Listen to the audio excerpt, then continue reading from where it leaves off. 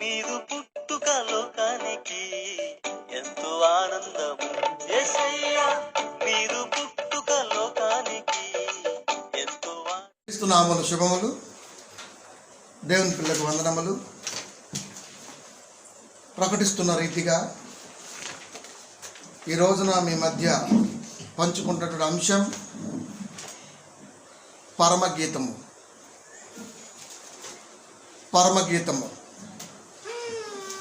రచయిత సొలొమోనే, no doubt. క్రీస్తు పూర్వం 965లో రాశాడు. పరమగీతం అనగానే చిన్నప్పుడు, అంటే మన చిన్ననాటి కాలంలో ఒక 30-40 years బ్యాక్ వెనక్కి వెళ్తే పరమగీతాలు అనగానే మనోళ్ళు ఒక ప్రియుడికి ప్రియురాలకు మధ్య సంభాషణ అని రాశారు అని జనాల్లో చెప్పడం జరిగింది. అదే మనం నేర్చుకున్నాం. అందుకని ఎక్కడ మన స్టేజ్ మీద ప్రసంగాలలో ఈ పరమగీతాల నుంచి రిఫరెన్స్లు మాత్రం రావు. 99.9% వరకు ఎవరు తీసుకొని మాట్లాడరు. కానీ వాస్తవం కాదు. ఎందుకంటే ఇది సొలొమోను గారి భార్య షోలొమ్మెతి అని ఒక ఆమె ఉంది. ఆయనకు చాలా ఇష్టం. ఆయన కవి కాబట్టి, చాలాసార్లు మీకు చెప్పాను, ప్రసంగిలు కూడా, సామెతలు కూడా ఆయన రాశాడు కాబట్టి, ఆయన కవి కాబట్టి కవిత్వ ధోరణిలో భార్యని దృష్టిలో పెట్టుకొని, షోలొమ్మెతిని దృష్టిలో పెట్టుకొని ఈ పరమగీతాన్ని వ్రాశాడు. తెలివిగలవాడు, జ్ఞానవంతుడు. క్రీస్తు కంటే ముందటి తరాలలో అంతటి జ్ఞాని ఎవరూ లేరు. అంటే ఈయన ఎంత జ్ఞానంగా ఈ పరమగీతాన్ని వ్రాసి ఉంటాడో ఆలోచించాలి. ఒకనాటి యూదులకి, అనగా ఇజ్రాయేలీలకి, వాళ్ళు సేవిస్తున్న దేవునికి మధ్య అవినాభావ సంబంధాన్ని తెలియజేస్తూ, మరొక పక్క షోలొమ్మెతి అని తన భార్యని దృష్టిలో పెట్టుకొని ఆమెను పొగుడుతూ, 1000 సంవత్సరాల తర్వాత క్రీస్తు భూమి మీదకి వస్తాడు కనుక ఆయనకు ఒక సంఘం ఉంటుంది కనుక ఆ సంఘాన్ని దృష్టిలో పెట్టుకొని క్రీస్తు కలిగిన సంఘానికి మధ్య ఉన్నటువంటి ఒక అవినాభావ ప్రేమ సంబంధాన్ని ఈ పరమగీతాల్లో రాయటం జరిగింది. అంతేగాని ఇది ఒక లవర్కి సంబంధించి ప్రియురాలకి ప్రియుడికి సంబంధించినటువంటి పాఠ్యభాగం అయితే కానే కాదు. వర్ణిస్తున్నప్పుడు వర్ణనలో తీసుకోవలసినటువంటి భావం తీసుకోవాలి. ప్రియమైన దేవుని పిల్లరా, అందుకనే సొలొమోను గారు మరి చమత్కారి కవి. మనకి ఈ పరమగీతాలు చదువుకుంటూ వెళ్ళిపోతుంటే పౌరాణిక చిత్రాలలో సంభాషణ మనకు అర్థమవుతుంటుంది. పౌరాణిక చిత్రాలలో ఒక రాజుగారికి రాణిగారికి మధ్య మనకు అర్థమవుతుంటుంది. సంభాషణ ఎలా జరుగుతుంటుంది ఏంటన్నది మనకు అర్థమవుతుంటుంది. 1930 నుండి 1980 వరకు ఇంచుమించుగా 50 సంవత్సరాల కాలాలలో ఈ పౌరాణిక రంగం అనేది సినీ ఇండస్ట్రీకి సంబంధించింది. ప్రపంచాన్ని ఏలటం ప్రారంభించింది. ఆ తర్వాత అప్పుడప్పుడే 80లో ప్రారంభమైంది సాంఘిక చిత్రం. అంటే ఇప్పుడు నేటివిటీగా మనం ఎలా మాట్లాడుకుంటామో అలాంటి భాషతో చిత్రాలు అప్పుడే ప్రారంభమయ్యాయి. అంతకుముందు పౌరాణికమే.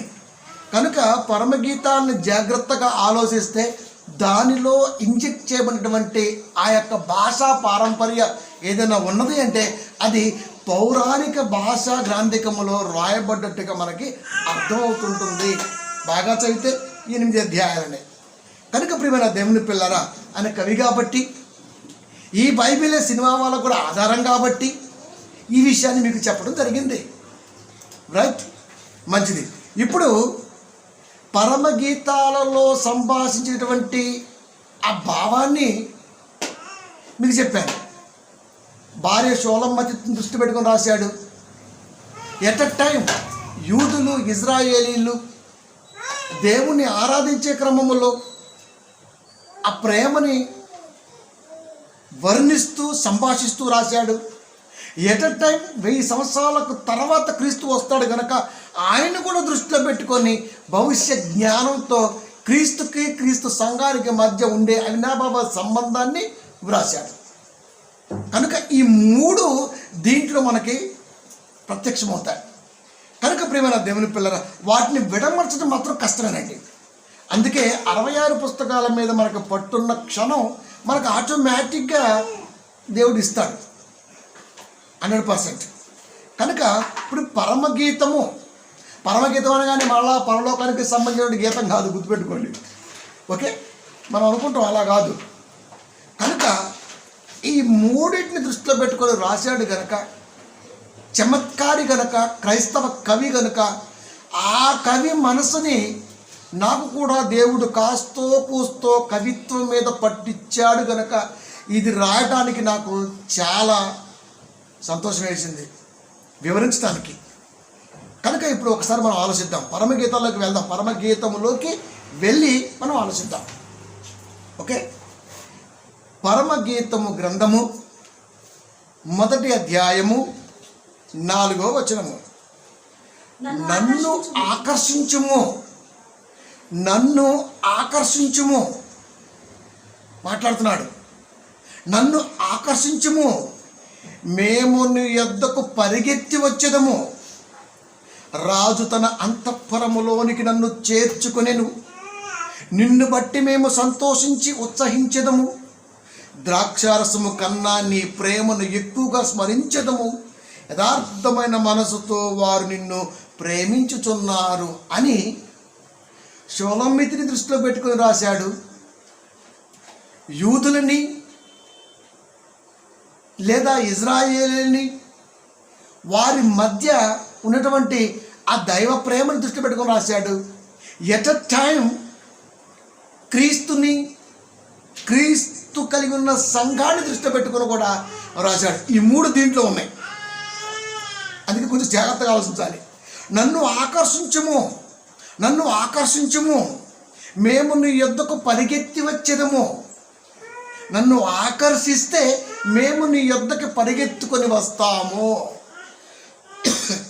ఎక్కడైనా ఈ పదాన్ని విన్నట్టుగా 66 పుస్తకాల్లో కనపడుతుందంటారా?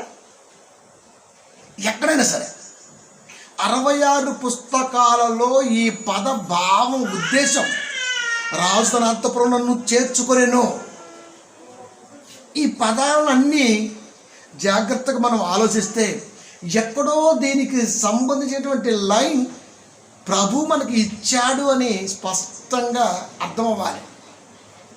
ఎక్కడుంటుంది? ఇప్పుడు ఆకర్షిస్తేనే మేము నీ యొద్దకు పరిగెత్తుకొని వస్తాము.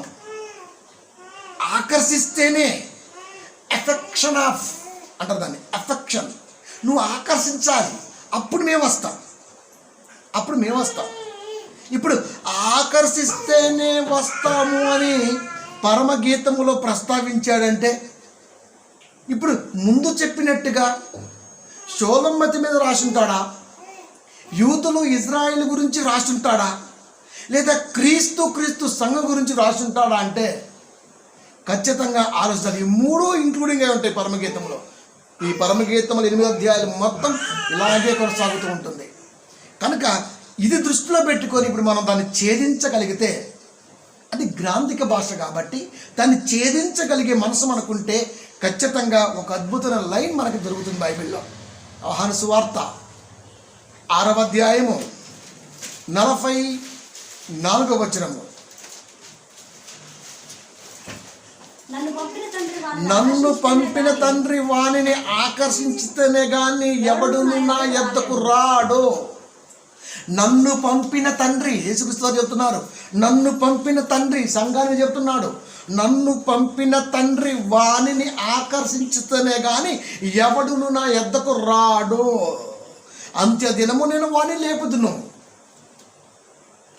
ఇప్పుడు నన్ను పంపిన తండ్రి వానిని ఆకర్షించితేనే గాని, అంటే సంఘములోకి ఒకడు వస్తున్నాడు అంటే కేవలం దేవుని యొక్క ప్రేమ వాడిని నడిపిస్తేనే తప్ప రాలేడు. సంఘానికి రావాలి అన్నా, సంఘములో ఉండాలి అన్నా, సంఘంలో పార్టిసిపేట్ చేయాలి అన్న దేవుడు పురిగలిపి పంపితే తప్ప వాడు సంఘానికి రాలేడు. సంఘంలో బిడ్డగా వాడు ఉండలేడు. చెప్పేస్తున్నాడు. సంఘానికి క్రీస్తుకు మధ్య ఉన్నటువంటి ప్రేమ బంధాన్ని వివరిస్తున్నాడు ఆనాడే పరమగీతములో సొలొమోను మహారాజు. ఇప్పుడు 1:4 మళ్ళీ ఆలోచిస్తే, నన్ను ఆకర్షించుము అంటే సంఘములో ఉంటున్న బిడ్డలు అడగారట, నన్ను ఆకర్షించు, మేము నీ యొద్దకు పరిగెత్తుకొని వస్తాం. ప్రభువా, నువ్వు నన్ను ఆకర్షిస్తేనే, నన్ను ప్రేరేపిస్తేనే, నన్ను ప్రేమిస్తేనే మేము నీ యొద్దకు వస్తాం, లేకపోతే రాలేం. అదే విషయాన్ని సొలొమోను కంటే జ్ఞానవంతుడు ఇక్కడ ఉన్నాడు అని చెప్పిన యేసుక్రీస్తు వారి నోట అంటున్న మాట, నన్ను పంపిన తండ్రి వాణిని ఆకర్షించితేనే. నన్ను పంపిన తండ్రి ఆయన చెప్పిన వారు అదే అక్కడ. కాకపోతే అక్కడ నువ్వు అడగాలంటున్నాడు. అక్కడ నువ్వు అడగాలి, ప్రభువా నేను నీ మాట వినటానికి నాకు సమయం కావాలి, నీ మాట వినటానికి నేను వేగిరపడిన మనసు కావాలి, నీ మాట ఏమైతే రాబడుతుందో అది వినటానికి దయచేసి నన్ను సిద్ధపరచు. నాకున్న సమయంలో, నేను ఇప్పుడు ఈ సమయంలో చర్చికి వెళ్ళాలంటే నువ్వు నన్ను సిద్ధపరచు. దేవుడు సిద్ధపరిచిన మనసు ఇస్తేనే తప్ప వాడు సంఘానికి రాడు. సంఘానికి వచ్చేది అర్థం ఏంటి తెలుసా? దేవుడు నడిపిస్తున్నాడు. రే వెళ్ళు వెళ్ళు, తొందరగా వెళ్ళు, ఫాస్ట్గా వెళ్ళు అన్న ప్రేరణ కలిగిస్తేనే వస్తాడట సంఘానికి, పోనీ మాట వినటానికి. లేకపోతే రాడట. అయ్యా రావలే అన్న ధీమాలో ఉండడంట. అంటే ఆకర్షణ లేదా? లేదు. అంటే దేవుని ప్రేమ వాడి మీద లేదా? లేదు. అందుకనే వాడు రాలేకపోయాడు. అందుకే నువ్వు అడగాలట, ప్రభువా ఈరోజు నేను ఆదివారం చర్చికి వెళ్ళాలి ప్రభువా, ఇది మర్చిపోతాం, మంచి వాక్యం వినాలి ప్రభువా, ఇది మాత్రం ముందు పెడతాం. ముందు వెళ్ళాలి అనేది, నన్ను తయారు చేయి. వధువు కదా సంఘం అనగా, నన్ను తయారు చేయి, నా వరుడి దగ్గరికి వెళ్ళాలి. ఇప్పుడు నేను ఆయన పలికే మాట ఆయన దగ్గర ఉండి వినాలి. భర్త ఏం చెబుతాడోనని సంఘం అనే భార్య ఎప్పుడు కూడా ఆసక్తి కలిగి ఉండాలి అన్నది క్రీస్తు చెబుతున్న మాట క్రైస్తవ సంఘానికి.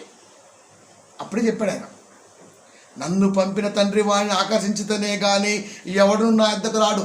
ఎవడైనా సంఘానికి వచ్చాడంటే ఆబ్సెంట్ లేకుండా వాడిని దేవుడు ప్రేమించాడంటే ఆకర్షించాడు కనుక వాడు వచ్చాడు. రాలేదంటే వాడిని ఆకర్షించలా. అది అంటే వాడిని ఆకర్షించలేదు అని ఆయన చెప్పగానే చెబుతున్నాడు. ఇప్పుడు అంత్య దినములు నేను వాడిని లేపుతును. సంఘానికి వచ్చి సంఘం వధువుగా ఉంటున్నప్పుడు వరుడు మాటలు వినడానికి సిద్ధపాటు కలిగిన వాడు విని విని విని కాలగమనాలను ముగించుకొని కాలగర్భంలో కలిసిపోతే తీర్పు తీర్చు దినమందు నా కొరకు ప్రయాసపడ్డాడు గనక అని వాడి మీద దృష్టి ఉంచి వాడికి పునర్జీవాన్ని ఇవ్వడానికి క్రీస్తు వారు సిద్ధపాటు కలిగి ఉన్నారు. అందుకే రాజు తన అంతఃపురములోనికి నన్ను చేర్చుకొనేను. అంతఃపురం అంటే రాజుగారు ఉండేది, యేసుక్రీస్తు ఉండేది ఎక్కడ? పరలోకం. అది పరలోకం. ప్రియమైన దేవుని పిల్లారా, అంతఃపురం అనగా పరలోకం. అంటే పరలోకములో క్రీస్తున్నాడు, పరలోకములో క్రీస్తు సంఘము కూడా ఉండాలి అని కోరుకున్నాడు. ఇది సొలొమోను గారి యొక్క అర్థం. ఇందుట్లో లవ్ ఎక్కడది? ఎఫెక్షన్ ఎక్కడది? ఆలోచనే కదా ఉన్నది. పరమగీతం అనగానే మరి పరమ చెత్త సొంతకాలు ఎందుకు ఎలా చెప్పారు మనకి? ఎవడో ఒకడు వస్తాడు అనుకున్నాడు, దేవుడు చెప్తాడు వచ్చి. ప్రియమైన దేవుని పిల్లరా, కనుక 1:4 = యోహాను సువార్త 6:44 పరమగీతాలు, పరమగీతము. ఇప్పుడు రెండో బిట్ ఆలోచిద్దాం. అదే పరమగీతముల గ్రంథము 1వ అధ్యాయము 10వ వచనము. ఆభరణముల చేత నీ చెక్కిళ్ళను, హారముల చేత నీ కంఠమును శోభిల్చున్నవి. అబ్బా ఎంత అందంగా కనబడుతున్నావే వధువు. అంటే షోలమితిని సొలొమోను పొగుడుతున్నాడు. ఇప్పుడు భార్యను పొగుడుతున్నాడట. ఏమని తెలుసా? అడ్డే నువ్వు డ్రెస్ వేసుకుంటే ఎంత బాగుంటుందో తెలుసా అసలుకి భార్యకి చెబుతున్నాడంట. మనకు అర్థమైపోయింది. అంటే సొలొమోను మహారాజు తన భార్య అయిన షోలమితిని పొగుడుతున్నాడు అని అర్థమైపోయింది.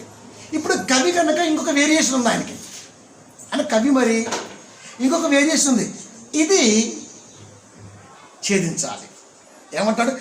ఆభరణము చేత నీ చెక్కిళ్ళను. ఇప్పుడు ఆభరణాలు పెట్టుకుంటే చెక్కిళ్ళు ఎందుకు? ఆభరణాలకు చెక్కిళ్ళకి సంబంధం చెప్పండి. ఆభరణాలు ఎక్కడ ధరించుకుంటావు, చెక్కిళ్ళు ఎక్కడ ఉంటాయి? చెక్కిళ్ళు ఉండే ఎక్కడ? ఆభరణాలు ఉండే బొగ్గ మీద ఆభరణాలు ఉన్నాయా? ప్రపంచంలో ఎక్కడైనా ఆభరణాలు ఉన్నాయండి? ఉండవు.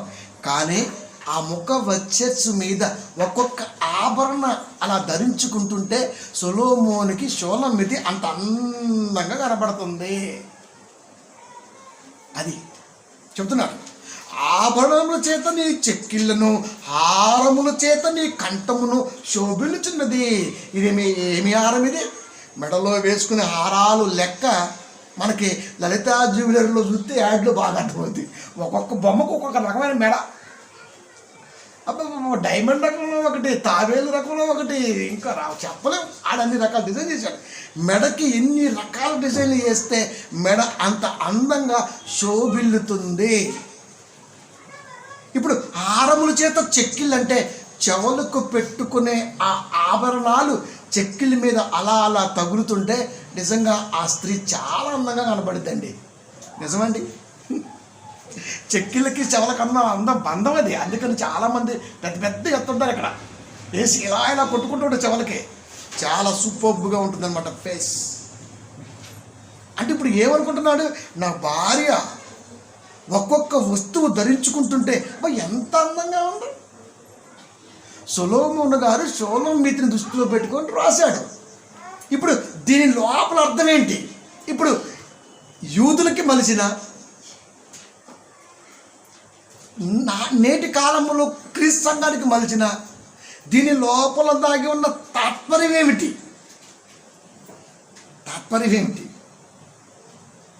ఇది ఆలోచించాలి. ఓకే, సొలొమోను గారి కవి గుర్తుపెట్టుకోండి. అందుకని ఎప్పుడు ప్రసంగాలు చెప్తుంటాను, ఆయన మనసులోనికి వెళ్ళాలి.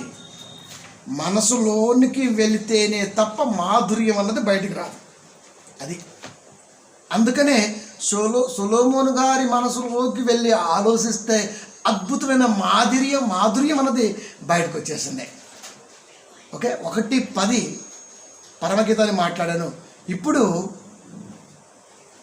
క్రీస్తు అంటే క్రీస్తు కంటే ముందున్నాడు గనక, అంత గొప్పగా రాశాడు గనక, క్రీస్తు సంఘానికి మధ్య ఉన్నటువంటి ఈ ఆభరణముల యొక్క స్పెషాలిటీ వర్ణిస్తున్నాడు అక్కడ. 1 తిమోతి 2వ అధ్యాయము 9-10 వచనములు.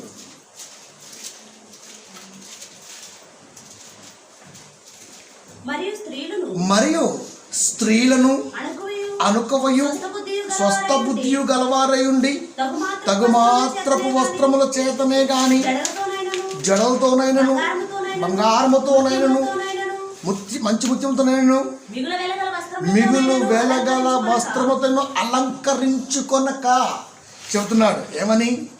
స్త్రీలు, ఎందుకంటే ఆభరణాలు ధరించుకునేది స్త్రీలే కనుక స్త్రీలు అనుకవయు అంటే అనుకువ స్త్రీలలో ఎక్కడ కనబడుతుందంటే చెక్కిళ్ళ మీద కనబడుతుంది.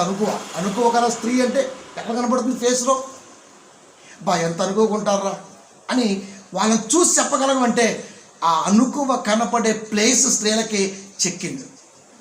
ఈ చెక్కిళ్ళట, చెక్కిళ్ళు చూసి చెప్పచ్చు అనుకోగల స్త్రీలో కాదు అని.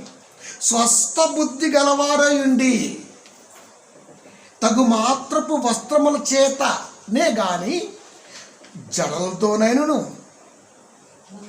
బంగారముతోనైనను ముత్యములతోనైనను మిగులు వెలగల వస్త్రములతోనైనను అలంకరించుకొనక దైవభక్తి గలవారమని చెప్పుకొని స్త్రీలకు తగినట్టుగా సత్క్రియ చేత తమ్మును తాము అలంకరించుకొనవలెను. నా సొలొమోను గారు ఏమంటున్నారు? ఆభరణము చేత నీ చెక్కిళ్ళను, హారముల చేత నీ కంఠమును శోభిల్లుచున్నవి. క్రీస్తు ఏమంటున్నాడు? సత్క్రియల చేత నువ్వు ఎంత గొప్పగా శోభిల్లుతున్నావు. తగు మాత్రం వద్దంటది, గుర్తుపెట్టుకోండి. తగు మాత్రం చెవులు బోడిపోయి, ముఖం బోడిపోయి చండాలంగా ఉన్నామనుకోండి, అస్సలకి ముఖం చూడబుద్ధి కాదు. ఉండాలి, కాస్త అంతే ఉండాలి. సరిపడా ఉండాలి. ఫేస్కు సరిపడా అలంకరణ ఏ మాత్రం కూడా డిస్టర్బ్ కాదు అని చెప్పేశాడు దేవుడు. ఇప్పుడు చెవులు లేకుండా ఎట్లాగూ మగాళ్ళకు ఉండవు, అందుకని మగాలు పెద్దగా బాగోవు. అది స్త్రీ అనుకోండి, చెవులకి మంచిగా ఏదో చిన్న మంచిగా పెట్టుకుంటే ఎంత బాగుంటుంది. ఉండాలప్ప. దైవభక్తి గలవారమని చెప్పుకొని స్త్రీలకు తగినట్టుగా సత్క్రియల చేత తమ్మును తాము అలంకరించుకొనవలెను. నీ అలంకరణలో ఉండవలసింది దైవభక్తి కనపడాలి. అది ఇప్పుడు సొలొమోను గారికి భార్య ఎలా కనపడంటున్నాడు? ఆభరణములు ఆరములు నువ్వు ధరించుకుంటే, రాజు కాబట్టి రాజుగారి భార్య అలాగే ఉండాలి. మరి అలా ధరించుకుంటే ఎంత బాగుంటావు. ఇప్పుడు క్రీస్తు ఏమంటున్నాడు? నువ్వు కూడా నేను రాజును గనక నువ్వు కూడా నేను కోరుకున్న విధంగా ధరించుకుంటే నా కంటికి అలా కనపడతావు, అంత బాగుంటావు. సొలొమోను గారికి ఆయన భార్య అలా ఉండటం ఇష్టం, క్రీస్తుకి క్రీస్తు సంఘం ఇలా ఉండటం ఇష్టం. ఎవడి టేస్ట్ వాడిది, ఎవడి ఉద్దేశం వాడిది. ఈ లోకంలో నాకు అర్థమైతే మా ఇలాగే ఉండాలి, నాకు ఇలా ఇష్టం, అలాగే ఉంటుంది. అదేంటండి అలా ఉందంటే మనం ఏం చేస్తాం? వాళ్ళ ఆయనకి ఇష్టమైంది అలా ఉంటుంది. ఇప్పుడు అలా ఉండటానికి వీళ్ళంటే నువ్వే ఉండవే. అందుకే సొలొమోను చెబుతున్నాడు, మా ఆవిడ ఆభరణముల చేత ఆరముల చేత నా కంటికి కనబడితే నాకు చాలా బాగుంటుంది అని చెప్పేశాడు. క్రీస్తు ఏమంటున్నాడు? క్రీస్తు వరుడు కనుక, సంఘము వధువు కనుక, ఇప్పుడు నా భార్య కూడా, సంఘమనే నా భార్య కూడా ఇగో ఇలా తగుమాత్రపు వస్త్రములు అలంకరణతో సత్క్రియలతో ఇలా ఉంటే నాకు ఇష్టం. అంటే ఆభరణాల వర్ణింపు ఇరువురిది ఒక్కటే, కాకపోతే ఆయన దానిలో భావం క్రీస్తు నోట క్రీస్తు సంఘానికి అర్థమయ్యవలసిన సంగతి ఉంది ఇక్కడ. అది ప్రియమైన దేవుని పిల్లలు అంటే ఇరువురు వర్ణిస్తున్నాడు. సొలొమోను ఎంత జాగ్రత్తగా వర్ణిస్తాడో తెలుసా అండి. అసలుకి ఆయన వర్ణన అద్భుతం. ప్రియమైన దేవుని పిల్లరా, అందుకని చెప్పిన సొలొమోను గారి మాటలో వర్ణన తన భార్యను చూపిస్తాడు, యూదులకి దేవునికి మధ్య బంధాన్ని వివరిస్తాడు, క్రీస్తుకి క్రీస్తు సంఘానికి మధ్య అవినాభావ ప్రేమ బంధాన్ని కూడా వివరిస్తాడు. అంత గొప్ప కవి. అంటే ఒక మాట ఇజ్ ఈక్వల్ టు ఎన్నో అర్థాలతో కూడుకున్నటువంటి మంచి జ్ఞానవంతుడు సొలొమోను. దాన్ని ఛేదించవలసింది ఎవరయ్యా అంటే క్రైస్తవుడు. కనుక షోలమ్మతి అనే ఆమె సొలొమోను గారి భార్యలో ఒకటి కనుక అంత బాగుంటుంది, అంత బాగుండాలి ఆమె అని కోరుకున్నాడు. దానిలో పరమార్థం ఏంటయ్యా అంటే రాబోతున్నటువంటి 1000 సంవత్సరాల తర్వాత క్రీస్తు సంఘం ఇగో ఇలా ధరించుకొని ఉండాలి అని క్రీస్తు కోరుకుంటున్నాడు అని మళ్ళీ ఆయన చెప్పాడు. కొంచెం కష్టంగా ఉంటుంది, ఆలోచించాలి. ఛేదన కదా మరి అంతా ఛేదన. ఇప్పుడు 3వ బిట్ తీసుకుందాం. 1:12 పరమగీతం. రాజు విందుకు కూర్చుండి ఉండగా నా పరిమళ తైలపు సువాసన వ్యాపించెను. రాజుగారి పక్కన రాణిగారి కూర్చుంటే అబ్బాబ్బాబ్బా అలంకరణ ఏమిటి, అందం ఏమిటి, అసలుకి వస్తీని రమ్మన్నారు కదా. మరి ఎంత అందగత్తి ఆమె, సుందరాంగి, అది ఐశ్వర్యస్ భార్య రమ్మన్నాడు కదా. అంటే ఆమె చూడటానికి అయ్యి బాబాయ్ అంత ప్రమాణాన్ని అంత అందంగా ఉండేదా, అంత అందంగా ఉండేది. ఇప్పుడు రాజుగారి భార్య అంటే ఇసుక అంతే, అందగత్తెలకే అందగత్తె. అది మనకు అర్థమైతే రాజు విందుకు కూర్చుండి ఉండగా నా పరిమళ తైలపు వాసన వ్యాపించను. విందుకు కూర్చుంటే ఆయన కడుపు నిండిపోయింది, తినక ముందే కడుపు నిండిపోయింది దానికి. అంటే రాణిగారు ఏం కొడుకున్నారో స్పేది లేదు కానీ మొత్తానికి అయితే భలే వాసన చేస్తుంది. అంటే అంత గొప్ప వాసన రాజుగారికి వ్యాపించాలి రాణిగారి నుండి. ఇప్పుడు రాజు అనగా క్రీస్తు. పిలాతు ముందు చెప్తాడు మనకి, నువ్వు రాజు అంటే యాజ్ ఐఎమ్ కింగ్, నేనే అని చెప్తాడు. ఇప్పుడు క్రీస్తు రాజు అయితే క్రీస్తు పక్కన ఉండేది సంఘము గనక, మనము క్రీస్తు రాజు అయితే మనమెవరు? వధువులం కాబట్టి మనం సంఘం కాబట్టి వధువు కాబట్టి ఎలా ఉండాలంటే సువాసన, పరిమళ తైలపు సువాసన రావాలట. సంఘము బయటికి అలా వెళుతుంటే వాక్య రెఫరెన్స్లు ఒక్కొక్కరు నాసికారంధ్రంలోకి వెళ్ళిపోయి అబ్బా ఎంత ఏం వాడుతున్నాడు.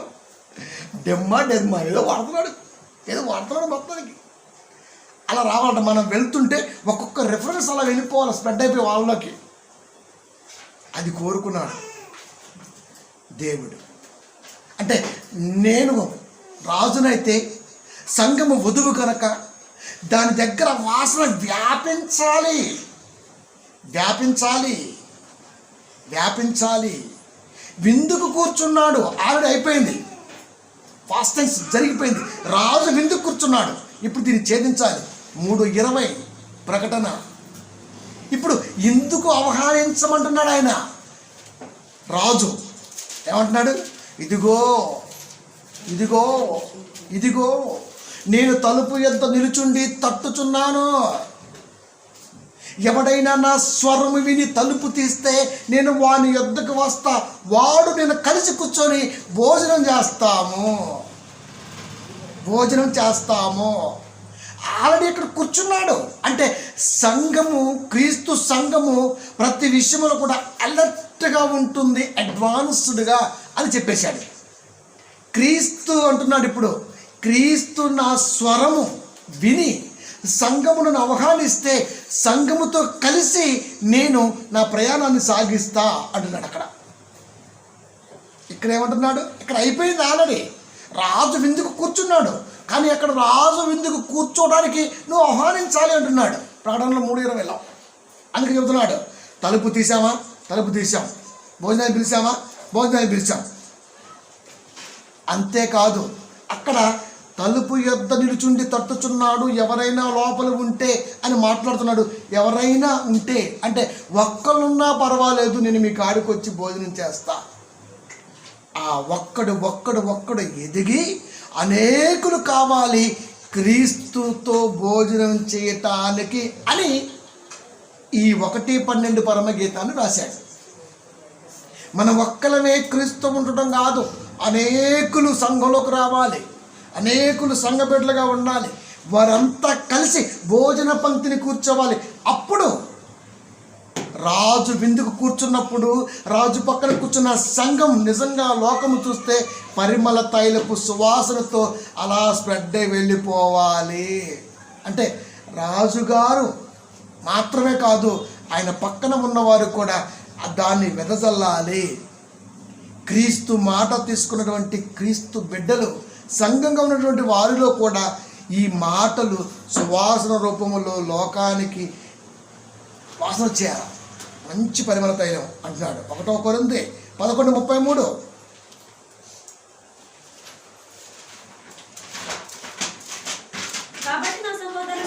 కాబట్టి నా సహోదరులారా, భోజనము చేయుటకు మీరు కూడి వచ్చినప్పుడు ఒకని కొరకు ఒకడు కనిపెట్టుకోండి. ఏంటి ఇవాళ వీడు రాలేదా? కనిపెట్టుకొని ఉండండి. మంచి అవకాశం కదా క్రీస్తుతో కలిసి క్రీస్తు మాటల్లో ఉండటం అనేది మంచి అవకాశమైనప్పుడు ఎవడైనా కోల్పోతుండేమో కనిపెట్టుకొని ఉండండి. భోజన పంక్తిలో కూర్చున్నప్పుడు అరే మా తమ్ముడు ఎక్కడ కూర్చుండ్రా, మన అన్న ఎక్కడ కూర్చుండ్రా అని మన చుట్టాలను మన బిడ్డలో ఎత్తుక్కుంటాం. ఎందుకు? ఏదైనా విందుకు వెళ్ళామనుకోండి, టపటప సీట్లు ఖాళీ ఎత్తి ముందు మనం కూర్చుంటాం, తర్వాత వెనక చూస్తాం. ఎక్కడ కూర్చున్నాం అంటే వెనకాలడు నేను కూర్చున్నా అంటాడు చేయెత్తి. రైట్ అమ్మాయి, మావాడు కూర్చుంటలే, జాగ్రత్తలో చిన్నగా దీని కక్కువ తిరుమాకు అని చెబుతుంటాం మనం. అంటే ఇప్పుడు మనం కూర్చోవటమే కాదు, మనతో ఉన్న వారు కూడా కూర్చుంటే మనకి హ్యాపీ. అంటే మనం ఉండటమే కాదు, సువాసనగా మనం రావటమే కాదు, మనతో వారు కూడా రావాలి అని వారి కొరకు కూడా కనిపెట్టుకుని ఉండవలసిన వారిగా నువ్వు ఉండాలి. అప్పుడు ఎంత మంచి వాసన వచ్చిందండి. అంటే ఎప్పుడు కూడా సంఘము క్రీస్తుతోనే సహవాసము కలిగి ప్రయాణించాలి తప్ప మరొక విషయాల్లో ప్రయాణాలను పెట్టుకోకూడదు, మరొక విషయం గురించి నీ ఆలోచన సాగకూడదు. అది అంటే రాజు విందుకు కూర్చుని ఉండగా అంటే ఫాస్ట్ టెన్స్ జరిగిపోయింది, అంటే ఇది జరిగే కాలం వస్తుంది అని సొలొమోను గారు కలలు కని షోలోమెత్ మీద అలా జస్ట్ వదిలేశాడు జక్క. దాన్ని ఇప్పుడు ఛేదించే పనిలో మనం ఉన్నాం కనుక మనం ఆహ్వానించాం. ఏదో ఒక సందర్భం అవ్వచ్చు, ఏదో రకంగా అవ్వచ్చు, మనం ఆహ్వానించాం ప్రభువుని. అలా అనేకులు ఆహ్వానించి సంఘంగా కనపడ్డాము, సంఘాలుగా కనపడ్డాము. ఈ రోజున క్రీస్తు ప్రేమ ప్రపంచంలో ఇంత గొప్పగా వ్యాపించింది అంటే ఆనాడు సొలొమోను గారు ముందే దీన్ని గుర్తెరిగి రాశాడు. అనేక మంది ఈ రోజున క్రైస్తవ్యంలోకి వచ్చేసాం. అనేక మంది ఈ రోజున క్రీస్తు నమ్మిన బిడ్డలుగా మనం ఉంటున్నాం. అనేక మంది క్రీస్తు యొక్క శరీరంలో రక్తంలో పాలిభాగస్తులు అవుతున్నాం. అంటే కేవలం ముందుగానే ఊహించాడు. క్రీస్తు ఈ ప్రేమని లోకములో పంచుతాడు. ఈ ప్రేమకి ఫ్లాట్ అవనవాడు అంటూ ఎవడు ఉండడు. అనేకులు క్రీస్తు కోరుకున్న రాజ్యములోకి, క్రీస్తు కోరుకున్నటువంటి రాజ్య పంక్తిలోకి వస్తానుకున్నాడు. ఈ రోజున అలాగే వచ్చారు. అనేకులు భోజన పంక్తిలోకి రావాలి. ఒకరిని ఒకడు కనిపెట్టుకుని ఉండండి. ఏంటి ఇవాళ వాటర్ రాలా, ఇవాళ ఏంటి వాటర్ రాలా అని ఒకరికొకరు కనిపెట్టుకుని ఉండాలి. అప్పుడు అంతా కలిస్తే పరిమళ తైలపు సువాసన. ఒక్క మల్లె ఇంత వాసన ఇస్తే మరి మల్లెలు ఎంత వాసన ఇవ్వాలి? ఒక్క కనకాంబరమే ఇంత వాసన ఇస్తే, ఒక్క చామంతి ఇంత వాసన ఇస్తే, లేకపోతే ఏదైనా ఒక పేరెనికన్న పువ్వు ఒక్కటే ఇంత వాసన ఇస్తే, క్రీస్తును నమ్మిన వారు అనేకులుగా ఉంటున్నప్పుడు ఇంకెంత వాసన రావాలి? అది కనిపెట్టుకుని ఉండాలి అంటున్నాడు. రైట్, 4వ పాయింట్ తెచ్చేద్దాం. పరమగీతము గ్రంథము 2వ అధ్యాయము 12వ వచనము. దేశమంతటా పువ్వులు పూసి ఉన్నవి, పిట్టలు కోలాహలము చేయు కాలము వచ్చెను, పావురస్వరము మన దేశములో వినబడుచున్నది. మాట్లాడుతున్నాడు. దేశమంతటా పువ్వులు పూసి ఉన్నవి. జరిగిపోయింది, పాస్టెన్స్. పూసి ఉన్నవే, పూసేసాయి. పిట్టలు కోలాహలము చేయు కాలము వచ్చెను అంటే వసంత ఋతువు, మంచి తరుణం అంటారు దాన్ని. వచ్చేసింది. పావుర స్వరము మన దేశములో వినపడుచున్నది. ఈ 3. ఇప్పుడు దేశమంతటా పువ్వులు పూసి ఉన్నవి అన్నాడు. దేశమంతటా పువ్వులు పూసి ఉన్నవి. ఇప్పుడు ఇది షోలమ్మది దగ్గర తీసుకెళ్ళి, ఇది భార్య దగ్గర తీసుకెళ్ళి మాట్లాడితే ఆమె ఏమనుకోవాలి? వర్ణిస్తున్నాడు. వర్ణనలో నువ్వు ఇప్పుడు ఛేదించాలి. దేశమంతటా పువ్వులు పూసి ఉన్నవి. ఇప్పుడు దేశమంతా పువ్వులు పూసినప్పుడు పిట్టల కోలాహలము చేయు కాలము వచ్చును అంటే వసంత కాలము వచ్చింది. దేశమంతటా కూడా మంచి సిగ్నల్స్ వెళ్ళిపోతున్నవి. దేశమంతా కూడా మంచి సిగ్నల్స్ వెళ్ళిపోతున్నవి. పావుర స్వరము మన దేశంలో ఉంటుంది. పావురం ఎలా వస్తుంది? వస్తుంటుంది అంతే. అది పావుర వరకు లోపల గొంతులో వస్తుంటుంది పావుర స్వరం. అది వినపడుచున్నది అన్నాడు ఆయన. అంటే ఇప్పుడు పావురాలు ఎలా అరుస్తాయో చదువుకుంటే మనకు అర్థమైంది. దేశమంతా పువ్వులు పూసాయి, పిట్టల కోలాహలం అంటే మంచి ఆనందంతో పిట్టలు ఉన్నవి మాట్లాడుతున్నాడు. 3 పదాలు ఒక రిఫరెన్స్లో ఇచ్చాడు. ఇప్పుడు త్యజించాలి, వాటిని ఛేదించాలి. మార్కు సువార్త 16:15.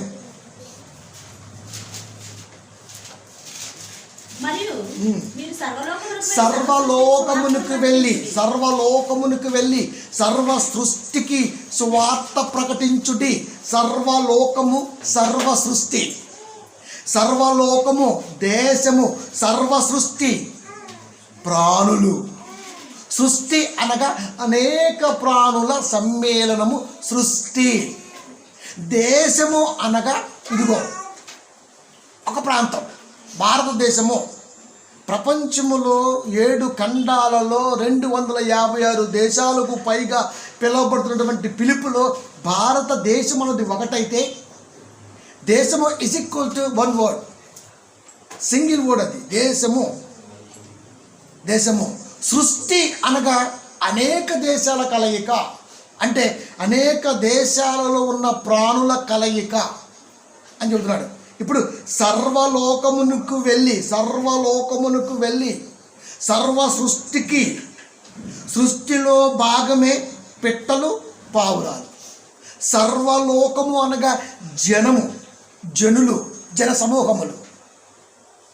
ఇప్పుడు సర్వలోకానికి వెళ్ళంటే దేశమంతటా కూడా సువార్త పుష్పించాలి, సత్య సువార్త పుష్పించాలి. సుమా, దేశమంతటా కూడా సువార్త స్ప్రెడ్ అవ్వాలి కోరుకుంటున్నాడు.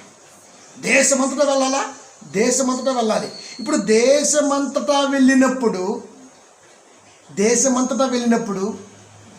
ఆ దేశములో సువార్త ప్రకటింపబడుతున్నప్పుడు ఆ ప్రకటింపబడుతున్న సువార్తలో అప్పటికే దేవుడి గురించి తెలియని వారు సైతం విని గ్రహించి ఆస్వాదించి దేవుడి మాటని తీసుకొని దేవుని ఆహ్వానిస్తే కలిగే ఉద్దేశాన్ని తిరిగి మళ్ళా రోమీలకు రాసిన పత్రిక 10వ అధ్యాయము 14-15 వచనాలలో కంటిన్యూడ్గా మాట్లాడుతున్నారు. ఇప్పుడు సర్వలోకమునికి వెళ్ళి సర్వ సృష్టికి సువార్త ప్రకటించుడి అన్నాడు. ఇప్పుడు సువార్త ప్రకటించాలి అంటే సువార్త ప్రకటనలో ఎదుటి వాడికి కనబడవలసింది విశ్వాసము. సువార్త ప్రకటన జరుగుతుంటే వాడు విశ్వసించాలట, అంతేగాని ఈ గోలేండ్రా బావో అనుకోకూడదట, ఈ లొల్లేండ్ర నాయన అనుకోకూడదంట, ఈ సోదేండ్ర సామే అని బాధపడకూడదట. సువార్త వినబడుతుంటే వాడు సైతం వాడి పనులు పక్కన పెట్టి దేవుడి మాటకి ఆకర్షితుడై భయముతో, అది కూడా మళ్ళా వాడు భక్తిలోకి రావాలండి. చాలా కష్టం కదండి భావం. కవిని వర్ణించడం కష్టమండి. కవిని వర్ణించాలంటే వాడు కవి అయి ఉండాలి. అది కనుక వారు విశ్వసింపని వారికి ఎట్లు ప్రార్థన చేయుదురు? విశ్వాసం అంటే ఏంటో తెలియని వాడికి వెళ్ళి మేము ఈ ఊర్లో ప్రార్థన చేస్తాం, మీ ఊర్లో సభలు పెడతాం, మీ కొంపలకు దూరేస్తాం అంటే కుదరదు. అక్కడ అసలు వాడికి తెలియదు కదా. అసలు వాడు చర్చి అంటే ఏంటో, ప్రార్థన అంటే ఏంటో, ప్రభు అంటే ఏంటో, వాడికి జీవితం అంటే ఏంటో తెలియనప్పుడు ప్రార్థనతో మార్చేద్దామంటే రక్తాలు చిందించే వాళ్ళే కాదు, రంపాలతో కోయబడే అంతకంటే కాదు. ఇది ఎక్కువ జరుగుతుంది. ప్రార్థన చేస్తే మారిపోతారండి, అస్సలు మారండి. దాని భావం వాడికి తెలియలా, దాని విలువ వాడికి తెలియలా. అది ప్రార్థన చేస్తే మారితే ప్రాణాలు ఎందుకు అవసరం? ప్రాణం ఎందుకు పెట్టవలసి వచ్చేది? ఈ క్రియ జరిగిన తర్వాత చేసేది ప్రార్థన, ముందే పెట్టకూడదు. అందుకే విశ్వసింపని వారికి ఎట్లు ప్రార్థన చేయదుము? వారికి విశ్వాసం అంటే ఏంటో తెలియనప్పుడు, విశ్వాసంలోకి వారు రానప్పుడు, అసలు ఏంటో తెలియనప్పుడు, అందుకే పౌలు గారు అంటారు, మీరు మరి బాప్తిసం తీసుకున్నప్పుడు పరిశుద్ధాత్మను పొందితురా అంటే అర్థం ఏంటి? అసలు పరిశుద్ధాత్మ అంటే ఏంటో పోయి మనకు తెలుసా? మనం కూడా లోప తీసుకున్నాం. అసలు పరిశుద్ధాత్మ పొందుకోవడం అంటే ఏంటో మనకేమో తెలుసా? మనకు తెలియదు. మనకు తెలిసిందల్లా ఆ 2 రోజులు తెల్లబట్టలు వేసుకొని సైలెంట్గా ఉంటామే పరిశుద్ధాత్మ అనటం. అంతేనా? అంతే. పౌలు గారు అడిగింది వాళ్ళనే కాదు, ప్రజెంటేషన్లో మనల్ని కూడా అసలు బాప్తీసం తీసుకుంటే పరిశుద్ధాత్మను పొందుకోవటం అంటే ఏంటది? ఏంటి అసలు? అది మనకెలా తెలిసింది? అసలుకి తెలియదు కదా. ఇప్పటికీ కూడా అనేక ప్రాణులు వాటి అర్థం తెలియక బతికేస్తున్నాయి లోకంలో. ఇప్పుడు అది మనకు అవసరం కనుక అది మీకు చెప్పాల్సి వచ్చింది. ఇప్పుడు ఆయన అంటున్నాడు, విశ్వసింపని వారికి ఎట్లా ప్రార్థన చేస్తాం? ఎట్లా చేయాలి? వినని వారిని ఎట్లు విశ్వసించెదరు? రోమా 10:17 వినుట వల్ల విశ్వాసము కలుగును. అది క్రీస్తు గురించిన మాట. క్రీస్తు మాట పక్కనకి వెళ్ళిపోయి ఓ పొట్టోడు జానంతుండి ఆడు మైకి పట్టుకొని కాళ్ళన్నీ వంకరొంకరపోయి సాక్షి చెబుతుంటే సపోర్ట్ కొట్టేస్తుంటాం మనం. ఒక చండాలుడు జీవితాన్ని మార్చుకొని నేను మార్చుకున్నా అని చెప్తే సపోర్ట్ కొట్టేస్తాం మనం. అంటే వాడి వెనకాల ఏదన్నా ఒకటి మైనస్ ఉంటేనే వాడిని విశ్వాసిగా స్వీకరిస్తాము, లేకపోతే స్వీకరించాం. మంచి సాక్ష్యం కావాలి. ప్రసంగికుడిగా రావాలంటేనంట మంచి సాక్ష్యం కావాలంట. ఏమని 3 మాటలు చేశా, 10 మానభంగాలు చేశా, 10 పెళ్ళిళ్ళు చేసుకున్నా, ప్రభు కొరకు అన్నీ వదిలేశా, ఇప్పుడు ప్రభువులకు వచ్చేసా అన్న వాడికి మాత్రం మంచి వెయిట్ ఉంటుందంట. ఇదేం పోయే కాలం అసలు. ఇది సాక్ష్యం. భూమికి 3 అడుగులు ఉంటాడు వాడు, బైబిలే పట్టుకోడు, వాడికి ఏం వచ్చినా ఆడు ప్రసంగం ఏంటి అసలుకి? ప్రసంగికుడు అంటే మంచి దేహదారిద్ర్యం, మంచి స్టైలిష్, ఇవన్నీ ఉండాలా? ఇవన్నీ ఏం వద్దా? అంటే ఏదైనా సరే ఒక లోపం ఉంటేనే ఆడు ప్రసంగికుడా? అదేనా? అలా ఎలా అవుతామండి? అంటే ఇప్పుడు మనం లోపంతో పుట్టించాలి ప్రభువా, అదేనండి. ప్రియమైన దేవుని పిల్లరా, ఈ దేవుడు ఎలా పుట్టించాలనుకుంటాడో అలా పుట్టిస్తాడే తప్ప మనము ఆ లోపముతో పుట్టిన వాడినే ప్రసంగికుడిగా ఎన్నుకోవటం అనే కుసంస్కృతికి పులుస్తా పెట్టాలి. దేవుని ఇష్టం అది. ఆడు నత్తివాడిగా పుట్టాలా, మగవాడిగా పుట్టాలా, లేకపోతే మరొకటిగా మరుగుజ్జుగా పుట్టాలా, అది దేవుని సంకల్పం. వాడబడుతున్నప్పుడు అదేదో వాడికి ప్లస్ అయినట్టుగా మనం దాన్ని చూడకూడదు. మంచిగా అందంగా ఉండి, మంచిగా ఆరోగ్యంగా ఉండి, మంచిగా మాట్లాడి దేవుడి కొరకు నిలబెట్టేవాడు పనికిరాడా? సాక్ష్యం అంటే అర్థం ఏంటి? సాక్ష్యాలు కావాలా? ఇప్పుడు థర్డ్ జెండర్ అంటే కొద్దిగా కూడా నిలబడి వాక్యం చెప్పొచ్చు. అసలు నపుంసకుడు అంటే అర్థం వాళ్ళు కాదు, తెలుసా? చెప్పాను మీకు. తల్లి గర్భములో తమ్ము తాము నపుంసకులుగా పుట్టిన వారు కలరు, తమ్మును తాపై నపుంసకులు చేసుకున్న నపుంసకులు కలరు, ప్రభు నిమిత్తం నపుంసకులు కలరు. అంటే వీళ్ళు బొమ్మ హెయిర్ కట్ చేసుకొచ్చిన వాడిని నిలబెట్టి వాక్యం చెప్తుంటారు. వీడికి పరలోకమే లేదు. వీడు చెప్తే ఎట్లా వచ్చింది పరలోకం మనకి? ఏమండి? వాట్ ఈ జనరేషన్, థర్డ్ జనరేషన్. కొజ్జాలు తెచ్చుకుని వాక్యాలు చెప్పించుకుంటారు. గుర్తుపెట్టుకోండి. అది ఎందుకు? పిల్లితో సమాసం చేసింది. ఇప్పుడు లేటెస్ట్ ట్రెండ్ అంటే పిల్లి కుక్కతో సమాసం చేసింది. అది దాని గొప్పతనం కాదు, నువ్వు చూపిన ప్రేమ గొప్పతనం. ఎందుకంటే నీకు ఎప్పుడో చెప్పేశాడు, భూమి మీద పాకు ప్రతి జంతువు మీద నీకు సర్వాధికారం ఇచ్చా. అది కాండంలో ప్రతిదీ నీకు తల వంచింది. వాటి రాక్షసత్వాన్ని మార్చగలిగేది నువ్వు, అంతేకాని వాటిలో ఇది గొప్పతనం. మనం ఏమంటాం? అడ్డెడ్డెడ్ చూసామండి, కుక్క పిల్లిని తింటది, పిల్లి ఎలకని తింటది, ఎలక మరొకటి తింటది. కానీ ఇవన్నీ ఒక ఇంట్లో ఉన్నాయండి అంటే వాటి మధ్య విషద్వేషం లేకుండా చెప్పగలిగినటువంటి ఒక మంచి మనిషి నువ్వు. మరి మనుషుల మధ్య విషద్వేషం లేకుండా ఎందుకు చెప్పలేకపోతున్నావు? కుక్క, పిల్లి, ఎలక, ఈ మూడు, కోడిని కుక్క తింటది, పిల్లి తింటది, ఎలక తింటది. ఈ 4 స్నేహం చెప్తే అబ్బా ఎంత ప్రేమ అండి వాటి మధ్య. అది నేర్పింది మనిషి, అది వాటి మధ్య అవి లేకుండా చేసింది మనిషి. మరి మనుషుల మధ్య ఎందుకు ఆ ప్రేమ లేకుండా చేయలేకపోయాడు అంటే మనిషి కాదనమాట. అది కనబడే మనిషి వేరు, కనబడుతున్న వాక్యం తీసుకొని వాడి కాడికి వెళ్ళి స్కాన్ చేస్తే అది మనిషిగా కనపడలేదు దేవుడికి. అది చెబుతున్నాడు ఇక్కడ. అది సర్వలోకానికి వెళ్ళి సర్వ సృష్టికి సువార్త ప్రకటించుడి. అప్పుడు దేశమంతటా పువ్వులు పూసి ఉన్నవి. ఇప్పుడు విశ్వసింపని వానికి ఎట్లు ప్రార్థన చేయుదురు అంటే విశ్వాసంలోకి వాడిని తీసుకురావాలి. అంటే ఈ పిల్లి, నక్క, కుందేలు మధ్య ప్రేమను చూపించే నువ్వు వాక్యం తీసుకొని మనుషుల మధ్య ఎందుకు ప్రేమ చూపించలేకపోయావు? ఫెయిల్యూర్ కనబడుతుంది. కానీ అలాంటి వాడిని కూడా త్యజించే రోజు ఒకటి క్రీస్తు సంఘంలో కనబడుతుందని ఆనాడే క్రీస్తుకి ముందు 1000 సంవత్సరాల ముందు పడినటువంటి సొలొమోను గారి ఆశ దేవుడి ద్వారా పరిశుద్ధాత్మ ప్రవచనం రాబడింది. అంతేకాదు ఉత్తమమైన వాటిని గూర్చిన సువార్త ప్రకటించు పాదములెంతో సుందరములైనవి. ఉత్తమమైన వాటిని గూర్చిన సువార్త ప్రకటించు వారి పాదములు ఎంతో సుందరములైనవి. అంటే సత్యాన్ని చెప్పేవాడు లోకములో ఉంటాడు అని కలలు కన్నాడు దేవుడు. అవన్నీ కూడా ఈ రోజున యావత్తు సృష్టికి సువార్త వెళ్ళిపోయింది. ఈ రోజున నువ్వు నేను కూడా సంఘములో సంఘబిడ్డలుగా ఉండగలిగామంటే పరమగీతాల్లో ఆనాడు రాసుకున్నాడు ఆయన. దేశమంతటా పువ్వులు పూసి ఉన్నవి. ఎక్కడ చూసిన క్రైస్తవ్యం లోకంలో కనబడుతుంది.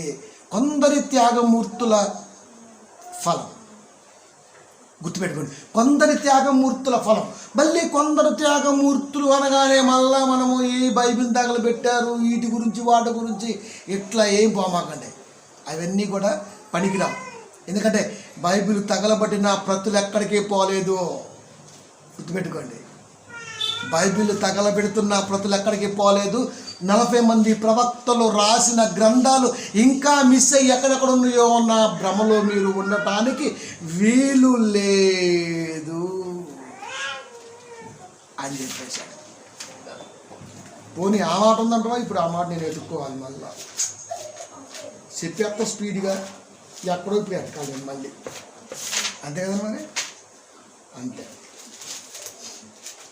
ఇద్దాం లైన్ ఇచ్చేద్దాం, లైన్ ఇచ్చేస్తే మంచిగా మనకి అండర్స్టాండింగ్ ఉంటుంది కదా, ఉంటుంది. రైట్, ఏం చెప్పాను? కాలిపోయి ఉంటాయి, మిస్ అయిపోయి ఉంటాయి. మనుషులు కాల్చిన దేవుడు ఒక్క గ్రంథము కూడా, ఒక్క పేజీ కూడా బైబిల్కి సంబంధించింది యెషయా గారు రాసిందో, ఇర్మియా గారు రాసిందో, యెహెజ్కేలు గారు రాసిందో, ఎజ్రా గారు రాసిందో, లేకపోతే మొర్దెకై గారు రాసిందో అని మనం భ్రమపడి ఇంకా ఉంటాయేమో అన్న తలంపులో లేదు. ఎందుకంటే దానికి ఛాన్స్ లేకుండా ఒక అద్భుతమైన వరవడి దేవుడు మనకి ఇవ్వటం జరిగింది. ఇర్మియా గ్రంథము 36వ అధ్యాయము 28వ వచనము, నీవు మరి ఒక గ్రంథము తీసుకొని, అంటే 27వ వచనం చూద్దాం. ఇర్మియా నోటి మాటను బట్టి బారూకు రాసిన గ్రంథమును రాజు కాల్చిన తరువాత, అంటే బైబిల్ కాల్చడం అన్నది నేటి కాలంలో కొత్తగా మీరు ఏది బిల్డప్లు వద్దురాక పస్తర్లా రాజు చెబుతున్నాడు. మనలో ఏమంటారు, బాబు బాబు బాబు బైబిల్ కాల్చేసారు నాయనో, మతోని బాధలు నాయనో ఏడు చేస్తుంటారు, ఫేస్బుక్లో పెట్టేస్తుంటారు. భరోసా ఇచ్చాడు, ఆనాడే కాల్చారు బైబిల్ బాబు, గుర్తెట్టుకోండి. కానీ వాళ్ళేవి మీలాగా కూర్చొని డబ్బులు పెట్టేసుకొని సౌండ్ పెట్టేసుకొని ఏడ్చుకుంటూ ఫేస్బుక్లో పెట్టలా. మనమైతే ఇంత దేవుడి మీద జరిగినా సరే ఎంత రచ్చ చేస్తాం. అలా చేయటం వల్ల వాడు ఇంకా రెచ్చిపోతుంటాడు. ఎందుకు? ఇంకొకటి చూస్తున్నాడు, వాడు కాలుస్తున్నాడు. నేను ఫేస్బుక్లో హీరోని అయిపోవాలనుకుంటున్నాడు, వాడు కాలుస్తున్నాడు, వాడు హీరో అయిపోతున్నాడు. వీళ్ళందరినీ హీరో చేసేది ఎవరే అంటే మనమే. కుక్క అరిచింది అనుకోండి, ఏనుగు తోక ఎంతే ఉంటుంది, ఎట్లా తోకతో షట్ అంతే. ఎవరైనా నెగుటకు వస్తే అసలు పట్టించుకుంటూ మానేసాం అనుకోండి, ఆడు ఎలా హీరో అవుతాడు మీరు చెప్పండి? హీరో అవ్వడం. ఇప్పుడు హీరో చేసింది ఎవడో? ఈ జీరో గాడే. క్రైస్తవుల మీదకి సహజంగా వస్తుంటే అవి పట్టించుకుంటేట గ్రంథాలు కాల్చేస్తారు. కాలితే మాత్రం నష్టం ఏంటి? నీకేమైతే అసలు ప్రారంభ శతాబ్ద కాలంలో ప్రింట్ లేనప్పుడు కాలిస్తేనే బాధపడలా. కాల్చేశాడా? రాజుగారు కాల్చేశాడు.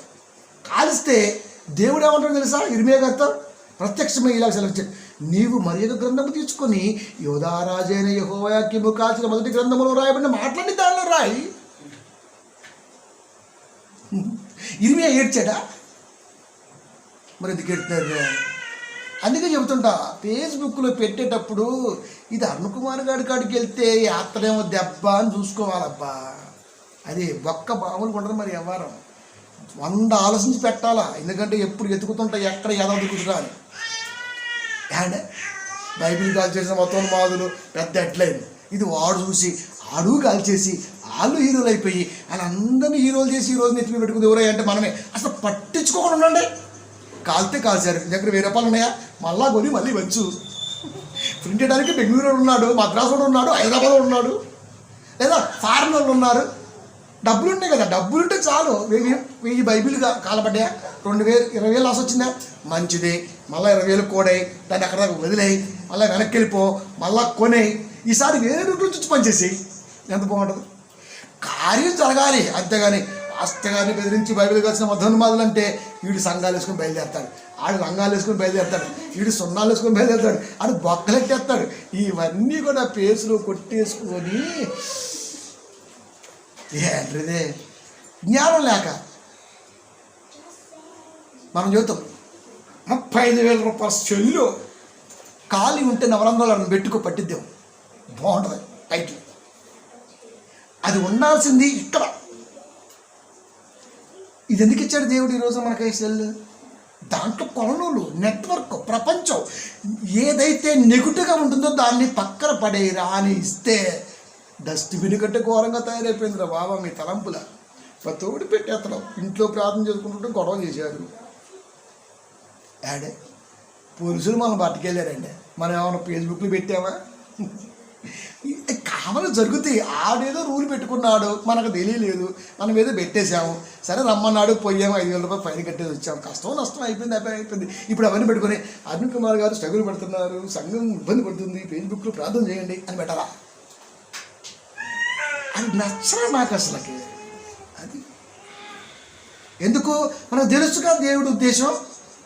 జరిగిపోయింది, గత బస్ అయిపోయా. అధికారులు గౌరవించమన్నాడు, గౌరవించేసాం, అయిపోయింది. ఇప్పుడు ఎన్ని ఎందుకు వచ్చాయి? ఇప్పుడు ఏమంటాడు ఇరిమియా గారితో? అది కాల్చిండే, ఆ యెహోయాకీము గారు కాల్చాడా? దరిద్రుడు కాల్చాడా? అదో పని చేయి, నువ్వేం చేస్తావంటే మళ్ళొక గ్రంథం తీసుకో, అంటే మళ్ళొక డైరీ తీసుకో. ఆ డైరీ తీసుకొని మొదటి గ్రంథములో రాయబడిన మాటలన్నింటినీ దానిలో రాయి. అంటే అసలు మొదటి గ్రంథములో నువ్వేమి రాసినా మనకు గుర్తుంటుందా అంటే ఎక్కడ దొరికిపోయారు క్రైస్తవులు. అంటే అర్థం ఏంటి? అస్సలకి ఎప్పుడు ఏ డైరీలో ఏ మెసేజ్ ఉందో మనకు తెలియదు. 2017 డైరీలో ఈ మెసేజ్ ఉందేమో అన్న డౌట్ ఉంటుంది. కష్టం. కానీ ఇప్పుడు ఆత్మఫలింపు అని చెప్పామనుకోండి, ఇప్పుడు ఆత్మఫలింపు మెసేజ్ ఏ డైరీలో ఉంది? ఇప్పుడు మొత్తం దగ్గరేసుకొని టాపా గంట సెవట బట్టి ఎతికేస్తుంటాం. అంటే దీంట్లో ఏముందో మనకు తెలియకుండా రాసేసామా? కానీ ఇర్మియా గారు అలా కాదు. ఆడు కాల్తే కాల్చాడు, నువ్వు మంచిది సంతోషపడ్డావు. ఇప్పుడు ఏం చేస్తుంటే మళ్ళా మొదటి మొత్తం రాయగలవా? ప్రభు నా వల్ల కాదు ప్రభు, గుర్తులేదు ప్రభు అంటున్నాడా? లేదు. అంత మెమరీ ఉండాలి. అందుకనే 10:15 రోమా, ఉత్తమమైన వాటిని గూర్చిన సువార్త ప్రకటించు వారి పాదములెంతో సుందరములైనవి. సువార్త కొరకు పరిగెడుతున్న వాడికి ప్రతి బిట్ అవుట్ అవుతుంది. దేవుడు కొరకు సంఘాన్ని శాశ్వతంగా నిలబెడతాడు. ఇది కోరుకున్నాడు దేవుడు, నెరవేరాలి. నెరవేరుతులేండి మన ద్వారా. పరమగీతము గ్రంథము 3వ అధ్యాయము 2వ వచనము, నేనిప్పుడే లేచెదను, పట్టణము వెంబడిపోయి వెతుకుదును, సంత వీధుల్లోనూ రాజవీధుల్లోనూ తిరుగుదును, నా ప్రాణప్రియుని వెతుకుదుని అని నేను అనుకుంటుని. నేను వెతికినను, అతడు కనబడలేదు. నిన్నిప్పుడే వెళ్ళి మా ఆయన ఎత్తుక్కోవాలి. ఇప్పుడు భార్య సొలొమోను అంటుందంట, సొలొమోను గారు ఎన్ని పనులు ఆడున్నాడు, రాజ్య పరిపాలన ఎంత బిజీగా ఉన్నాడో. ఎక్కడున్నాడు ఆయన ఇప్పుడు? పట్టణంలో ఉన్నాడో తెలియదు, సంత వీధిలో ఉన్నాడో తెలియదు, రాజవీధిలో ఉన్నాడో తెలియదు. నా ప్రాణప్రియుని ఎత్తుక్కోవాలని ఆయన అంటే సంఘానికి క్రీస్తు అంటే ఎంత ప్రేమ చెబుతున్నాడండి. అబ్బా, క్రీస్తు అంటే, క్రీస్తుకి క్రీస్తు సంఘం అంటే ఎంత ప్రేమో మనకు చెప్పాల్సిన అవసరం లేదు. కానీ క్రీస్తు సంఘానికి క్రీస్తు అంటే ఎంత ప్రేమ ఉండాలో చెబుతున్నాడు. వెతుక్కోవాలంట. ఎక్కడ దొరుకుతాడు నా ప్రాణప్రియుడు? ఎక్కడ దొరుకుతాడు? పట్టణము వెంబడిపోయి వెతుకుదును, సంత వీధులలో రాజ వీధులలో తిరుగుదును, నా ప్రాణప్రియుని వెతుకుతును. నేను అనుకుంటుని, నేను వెతికినను, అతడు కనపడలేదు. ఎంత వెతికినా పట్టణాలలో లేడాయే, సంత వీధుల్లో లేడాయే. రాజవీధి అంటే 100 feet రోడ్ అనుకో, అలాంటిది అనమాట. అంటే సూపర్ వే. ఆ వేలో దిన అసలు నాకు నా ప్రియుడు కనపట్లేదు అని సంఘము క్రీస్తు కొరకు ఈ ప్రేమను కలిగి ఉండాలి అని భవిష్యత్తు జ్ఞానాన్ని ఎరిగి చెప్పాడు. ఇది షోలమితి సంఘం. సొలొమోను గారి భార్య ఎత్తుక్కుంటున్న సొలొమోను గారిని. ఎక్కడ? హైర్ ఈజ్ మై ప్రాణప్రియుడు ఎత్తుక్కుంటుంది. అంటే ఎప్పుడు దేవుడి మాట వినాలి, ఎప్పుడు దేవుడి మాట కాడికి వెళ్ళాలి, ఎప్పుడు దేవుడి మాట దొరికిద్ది, ఎప్పుడు దేవుడి మాట అని ఎప్పుడు కూడా అదే ఆలోచనలో క్రీస్తు కొరకు సంఘం ఆ ఆలోచన కలిగి ఉండాలి. మనం ఎప్పుడు ఎప్పుడు ఎప్పుడు ఈ ప్రేమ నిజంగా అద్భుతం అండి. అది ఎత్తుక్కోవాలి. అంటే అర్థం ఏంటి? పట్టణాలలో వెతికినా నా ప్రియుడు కనపట్లేదు అంటే, పెద్ద పెద్ద పట్టణాల్లో బస్సులు హోర్డింగ్లు వేస్తున్నారు, పెద్ద హోర్డింగ్లు వేస్తున్నారు, టీవీలో ఎడ్డిస్తున్నారు, పేపర్లో ఎడ్డిస్తున్నారు, సంఘాల్లో పనిచేస్తున్నారు. బట్ క్రీస్తు గురించినటువంటి సత్య సంబంధమైన వాక్యమే లేదా? ఒకటి ఎక్కడ సువార్త సభలు జరిగినా క్రీస్తు గురించినటువంటి సంగతులు లేవు. మరి ఎవరి గురించి ఉంది? వాళ్ళు పిలుచుకుంటున్నారు స్టేజ్ మీదకి, వాళ్ళు పొగటేసుకుంటున్నారు. ఈయన పెద్దయ్య గారు, ఈయనకి ఇన్ని సంఘాలు ఉన్నాయి, ఈయన సాక్ష్యం చాలా గొప్పది, ఈయన ఒకప్పుడు నక్సలైటు, లేదా ఈయన ఒకప్పుడు అది, ఒకప్పుడు ఇది, ఒకప్పుడు లంచగొండి, ఇలాంటివి ఎన్నో చెప్పుకుంటూ కాలయాపన చేస్తూ చివరికి చిన్న మొక్క ప్రభువు మార్చాడు. ఎలా మార్చాడబ్బా? ఎలా మార్చాడు? అది చెప్పడం అది కనుక ఇవన్నీ పక్కన పెడితే అవి ముందుకొచ్చి ఇగో ఇలాంటి ఒక లోకానుసారమైన జీవితాన్ని ప్రభువు నన్ను మార్చాడు అని ఒక చిన్న మొక్క ఇది చెప్పాల్సింది ఇది చెప్పేశాడు. అందుకనే సంఘము అంటే దేవుని మనసు ఎత్తుకుతుంటే పట్టణాల్లో కనపడకపోయే, ఫేస్బుక్లో కనపడకపోయే, ట్విట్టర్లో కనపడకపోయే, ఇన్స్టాగ్రామ్లో కనపడకపోయే, ఫేస్బుక్లో కనపడకపోయే, వాట్సాప్లో కనపడకపోయే, యూట్యూబ్లో కనపడకపోయే, ఇంకా ఎన్ని మాధ్యమాలు ఉన్నాయో తెలియదు, వాటిల్లో కనపడకపోయే క్రీస్తుని గూర్చిన వాస్తవం అని బాధపడ్డ సంఘం ఒకటి ఉంటుందా భూమి మీద అని సొలొమోను ఆనాడు కళ్ళగన్నాడు. ఆ సంఘం మనమే అని ఈ రోజున నిర్భయంగా చెప్పగలను. నేను కళ్ళగంటున్నాడు. ఇలాంటి సంఘం కనబడుతుందా? ఇలాంటి సంఘం ఉంటుందా? వాక్యం లేని ప్రదేశాలలో వాక్యం కొరకు ఎదురు చూసే సంఘం అంటూ ఒకటి క్రీస్తు కొరకు భూమి మీద ఉంటుందా అని షోలమ్మితి దృష్టిలో పెట్టుకొని మాట్లాడాడు. షోలమ్మితి అంటుంది, సంఘం అంటుంది, ఎక్కడ ఎత్తుకున్నాం, ఎక్కడ కనపట్లేదు కదా. ఒక్కొక్కరితో ఒక్కొక్క రకమైన స్టైల్స్ వార్త అంతే. కానీ అందుట్లో క్రీస్తు ఫ్యాషన్గా కనపట్లేదు. అది కనుక షోలమ్మితి ఇజ్ ఈక్వల్ టు సంఘం. సొలొమోను ఎలా ఎత్తుక్కుందో నేటి కాలంలో ఈ సంఘం జ్ఞానాన్ని వెతుక్కోవటం మానేసింది. కనపడలేదు, అతను నాకు కనపడలేదు. ఎందుకు కనపడలేదంటే ఇందుకు కనపడలేదు, ఉంది, కనపడలేకపోయింది. గలతీయులకు రాసిన పత్రిక 1వ అధ్యాయము 6-7 వచనములు. గలతీయులకు రాసిన పత్రిక 1వ అధ్యాయము 6-7 వచనములు. క్రీస్తు కృపను బట్టి మిమ్మల్ని పిలిచిన వారిని విడిచి భిన్నమైన సువార్త తట్టుకు మీరు ఇంత త్వరగా తిరిగిపోవడం చూడగా నాకు ఆశ్చర్యమవుతున్నది. అది మరి ఒక సువార్త కాదు గాని క్రీస్తు సువార్తను చెరపగోరి మిమ్మల్ని కలవరపరిచేవారు. క్రీస్తు సువార్తను చెరపగోరి క్రీస్తు కృపను బట్టి మిమ్మల్ని పిలిస్తే ఫాస్ట్గా సత్యం వైపు లేకుండా వెళ్ళిపోయారు.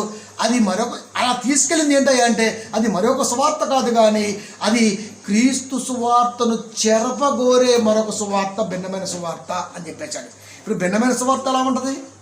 యేసుక్రీస్తు వారు 3 దినాలు భూగర్భంలో లేడు, అది ఓ లిటికల్ వర్డ్, అది అంతే, జస్ట్ అట్లా చెప్పేశాడు అంతే.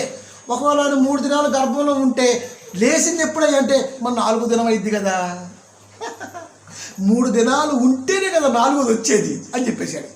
హాటే ఏమి ఎంత విచిత్రంగా మాట్లాడుతుంటారు మీరు. నిజం మనకు అనిపించింది. 2 రోజుల తర్వాత వస్తాడు అర్థమైంది, 3వ నాడు వస్తాడని అర్థం. అంతేకాని 2వ రోజే వస్తాడని ఎలా అనుకుంటాం మనం. 2 దినముల తర్వాత వస్తా అంటే అర్థం ఏంటి? 3వ రోజు వస్తాడు. అది ఇప్పుడు 3 దినములు భూగర్భములో ఉంటా అన్నాడంటే 3 దినములు ఉన్న తర్వాత మళ్ళీ మనకు కనపడేది 4వ దినము అంటే యేసుక్రీస్తు వారు. అది కేవలం జస్ట్ అట్లా చెప్పేశాడు తప్ప అది నిజం లేదు, మీరు ఎతకొద్దు అని చెప్పేసి మనోడు మహా ఓదరదంపు దంపేశాడు. నాకైతే అనిపించింది వేస్తామండి వదలా. అందుకే ఫేస్బుక్ పెట్టేసిన మంది ఎరగని మంచి శుక్రవారం. ఏంటి ఏం మంది ఇది మంది అంటకంటే పంది ఎరగడం బెస్ట్, పంది ఎరగని మంచి శుక్రవారం అంతే కదా మరి. అంతే అంటే ఎలా మార్చుకుంటున్నావు? ఇలా మార్చుకుంటావా? ఈ ప్రియమైన దేవుని పిల్లరా, దేవుని యొక్క బాధ వర్ణనాతీతం అండి అసలుకి. ఇలాంటి వాళ్ళందరూ బయలుదేరేసి ఏమండి క్రైస్తవ్యాన్ని భ్రష్టు పట్టించారంటే మీరు నమ్మాలి. అది మీకు గుడ్ ఫ్రైడే రోజున అద్భుతమైన వంటకం ఉంటుంది వాక్యం. ఈస్టర్ అద్భుతమైన వంటకం కూడా వండబోతున్నారు. అప్పుడు మీకు అర్థం అవ్వాలి, ఛేదించడం చేతగాక సతికిలబడ్డవాడు మాట్లాడే మాట ఈ మాట. మనం ఛేదిస్తాం కదా, ఎందుకంటే మనం మనమే గనక.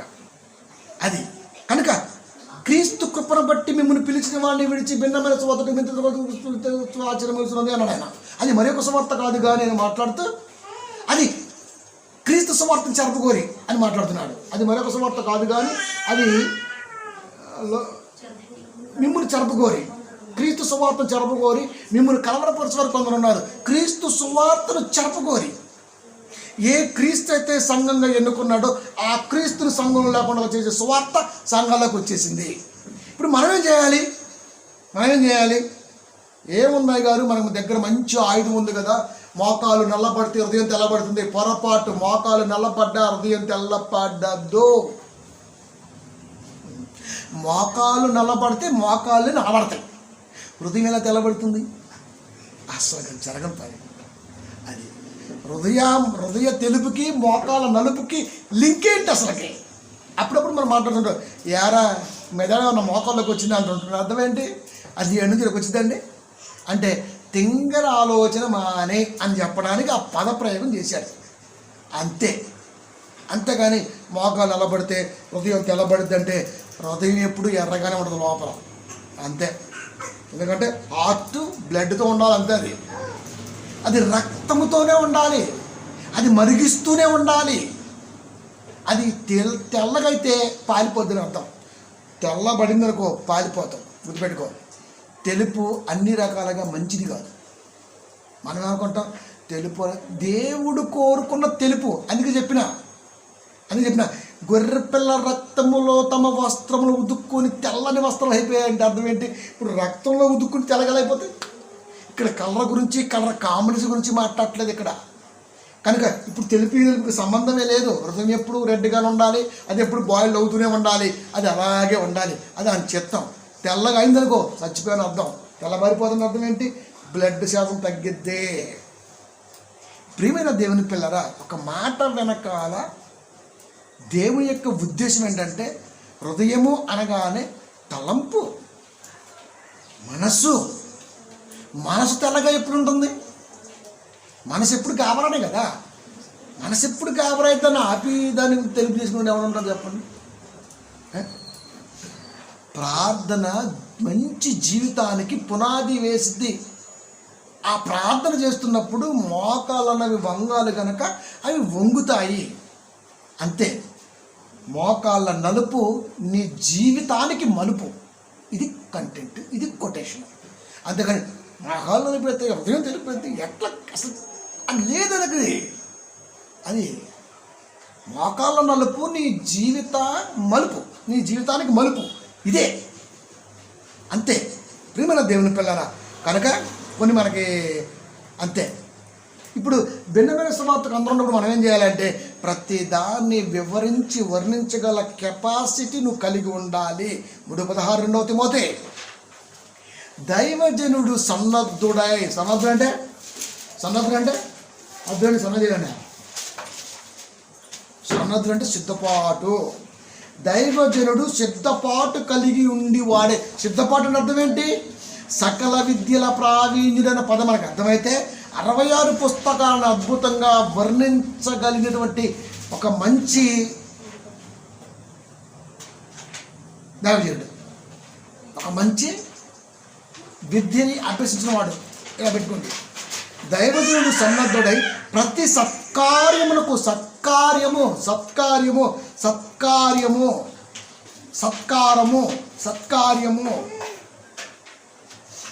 పూర్ణముగా సిద్ధపడి ఏ మాత్రం కూడా బేస్ తప్పకుండా రెడీ ఉండినట్లు దైవావేశము వలన కలిగిన ప్రతి లేఖనము అంటే హృదయము ఆవేశముతో నిండుతున్నప్పుడు, ఆవేశం రావాలంటే మరగాలి. మరుగుతున్నప్పుడు నలుపు కనపడదు, తెలుపు కనపడదు, ఎరుపే కనపడుద్ది. మళ్ళా అది ఓకే. మరగటినప్పుడు ఏం కనపడుద్ది? ఎరుపే కనపడుద్ది. నిప్పు అంటే హృదయము మండుతుండాలి. ప్రతి లేఖనాన్ని ఉపదేశించాలి. ప్రతి లేఖనాన్ని పరమగీతములో నుండి పరమదేవుని సన్నిధిలో ఉన్నటువంటి సంఘానికి ఈ రోజున ఎక్స్ప్లెనేషన్ అన్నది వర్డ్ ఆఫ్ గాడ్గా మనం ఈ రోజున వర్ణిస్తున్నాం. ఇది కావాలంటున్నాడు ఆయన. ఉపదేశించుటకును ఎట్ ఎ టైం ఖండించుటకును, ఎట్ ఎ టైం తప్పు దిద్దుటకును, నీతి యందు శిక్ష వేయుటకును ప్రయోజనకరమైనది. క్రీస్తులో నిలవబెట్టడానికి దైవజనుడు సన్నద్ధుడై ఉండాలి. దైవజనుడి హార్ట్ ఎప్పుడు కూడా రగులుతూ ఉండాలి. అది తెల్లగా ఉంటే చల్లగా ఉంటాం మనం. చల్లగా ఉంటే ఇంకేముంటుంది? ఈ పప్పే గూగుల్లోకి కొట్టడం ఇంకా అంతే. క్రైస్తవుడు = పప్పు అని వచ్చింది గూగుల్లో. ఎందుకు? చల్లగా ఉంటాడు కాబట్టి. అది ఎంత తేడా ఉంది సరే. నువ్వు అది చేయాలి. అప్పుడు నేను ఇప్పుడే లేచెతును. 3:2 పరమగీతము. పట్టణము వెంబడిపోయి వెతుకుతును, సంత వీధుల్లోను రాజవీధులను తిరుగుతును, నా ప్రాణప్రియుని వెతుకుతున్నాను అనుకుంటుని నేను వెతికిన మాత్రం కనబడలేదు. ఇప్పుడు కనబడలేనప్పుడు డల్ అయిపోయి వచ్చేస్తామా? ఎక్కడున్నాడో వెతుకుతాం మనం. ఎందుకు? ప్రాణప్రియుడు కదా, ప్రాణప్రియుడు కదా.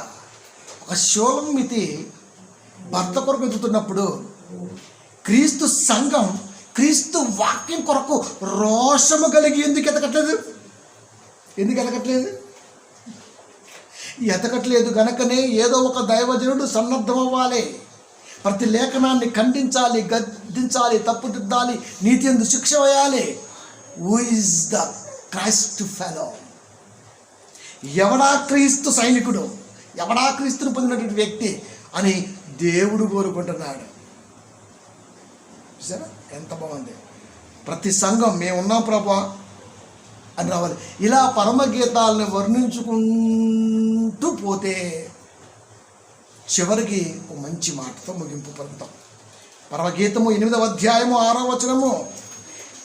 పరమగీతము 8వ అధ్యాయము 6వ వచనము. ప్రేమ మరణమంత బలమైనది. ప్రేమ మరణమంత బలమైనది.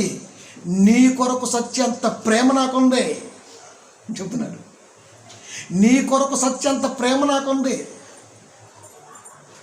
నీ కొరకు సత్యంత ప్రేమ నాకుంది. ఈర్ష్య పతాళమంత కఠోరమైనది. ప్రేమ ఉండేది మనిషిలోనే, ఈర్ష్య ఉండేది మనిషిలోనే. ప్రేమ మరణమంత బలమైనది. ఇది పార్ట్ ఆఫ్ లైఫే. ఈర్ష్య కూడా. ప్రేమ మరణమంత బలమైనది. మరణమంత బలమైనది. అది మరణమంత బలమైనది చెప్తున్నాడు సొలొమోనుతో. నాకున్న ప్రేమ నీ పట్ల మరణమంత బలమైనది, ఈర్ష్య పాతాళమంత కఠోరమైనది. ప్రియమైన దేవుని పిల్లలు, అంటే ఇప్పుడు సంఘానికి దీన్ని వర్ణించు, సంఘంగా ఉంటున్న మనం వర్ణిస్తే మన కొరకు సత్యంత ప్రేమ ఈ లోకములో ఎవరికుంది? ప్రేమించిన వారికి ఉంటుంది కదండి. అది క్రీస్తు. ఎవరు ప్రేమించారు? మనం క్రీస్తు. నేనే మిమ్మల్ని ప్రేమించితిని, నువ్వు ప్రేమించావా? వాటి వాల్యుబుల్ వర్డ్ లేదు. అది అందుకు చెబుతున్నాడు ప్రేమ దేవుడు. లాంగ్ ఓవర్ చెప్తున్నాడు దేవుడు. LOVE అది లాంగ్ ఓవర్ వాల్యుబుల్ ఎలిజిబిలిటీ. ఇన్ని పదాల సమకూర్పు లవ్. సుదీర్ఘవంతమైనటువంటి పదానికి, ఒక వాల్యుబుల్ పదానికి అర్థం ఏదైనా ఉందంటే అది క్రీస్తు ప్రేమ. క్రీస్తు పోయి 2000 సంవత్సరాలు అవుతున్నా ఎప్పటికీ ఆ ప్రేమ లాంగ్ ఓవర్. యాంగోవర్ కాదు. యాంగోవర్ అంటే తాయిని దెక్కుని ఉంటాం. యాంగోవర్ లాంగ్ ఓవర్, ఎక్కువ కాలం. Eligible words. అద్భుతంగా మన కొరకు నిలబడినటువంటి పదం ఏదన్నా ఉందంటే అది ప్రేమ. ఎప్పటికీ మన మీద ప్రేమ చావదు, మనకు కూడా ప్రేమ చావకూడదు. చెప్పేస్తున్నాను. ప్రేమ మరణమంత బలమైనది. క్రీస్తు కొరకు చనిపోయాడు ఎవడున్నాడు? నీ కొరకు చనిపోతాడు అడిగితే. ప్రేమైన దేవుని పిల్లారా, ప్రేమ మరణమంత బలమైనది. ఆ వర్డ్స్ విలువ తెలియక ఈ రోజున చాలా అండి. ఒక మనిషిగా లోకానికి వచ్చినటువంటి యేసుక్రీస్తు వారు మనుషుల కొరకు మరణించడం ఏంటి? ఇదేం పిచ్చి? ఇదేంటి అసలు? ప్రేమ అంత బలమైనదా? మానవాళి పట్ల క్రీస్తుకున్న ప్రేమ అంత బలమైనది, అంత బలమైనది. మన కొరకు నిజంగా ఇప్పుడున్నాం మనం, అప్పుడున్నామా అంటే అప్పుడు కూడా ఉన్నాం మనం, అప్పుడు కూడా ఉన్నాం. ఎందుకంటే మన అయ్యా వాళ్ళ అయ్యా లేరా? ఉన్నారు. అప్పుడు మనం ఉన్నామా? ఉన్నాం.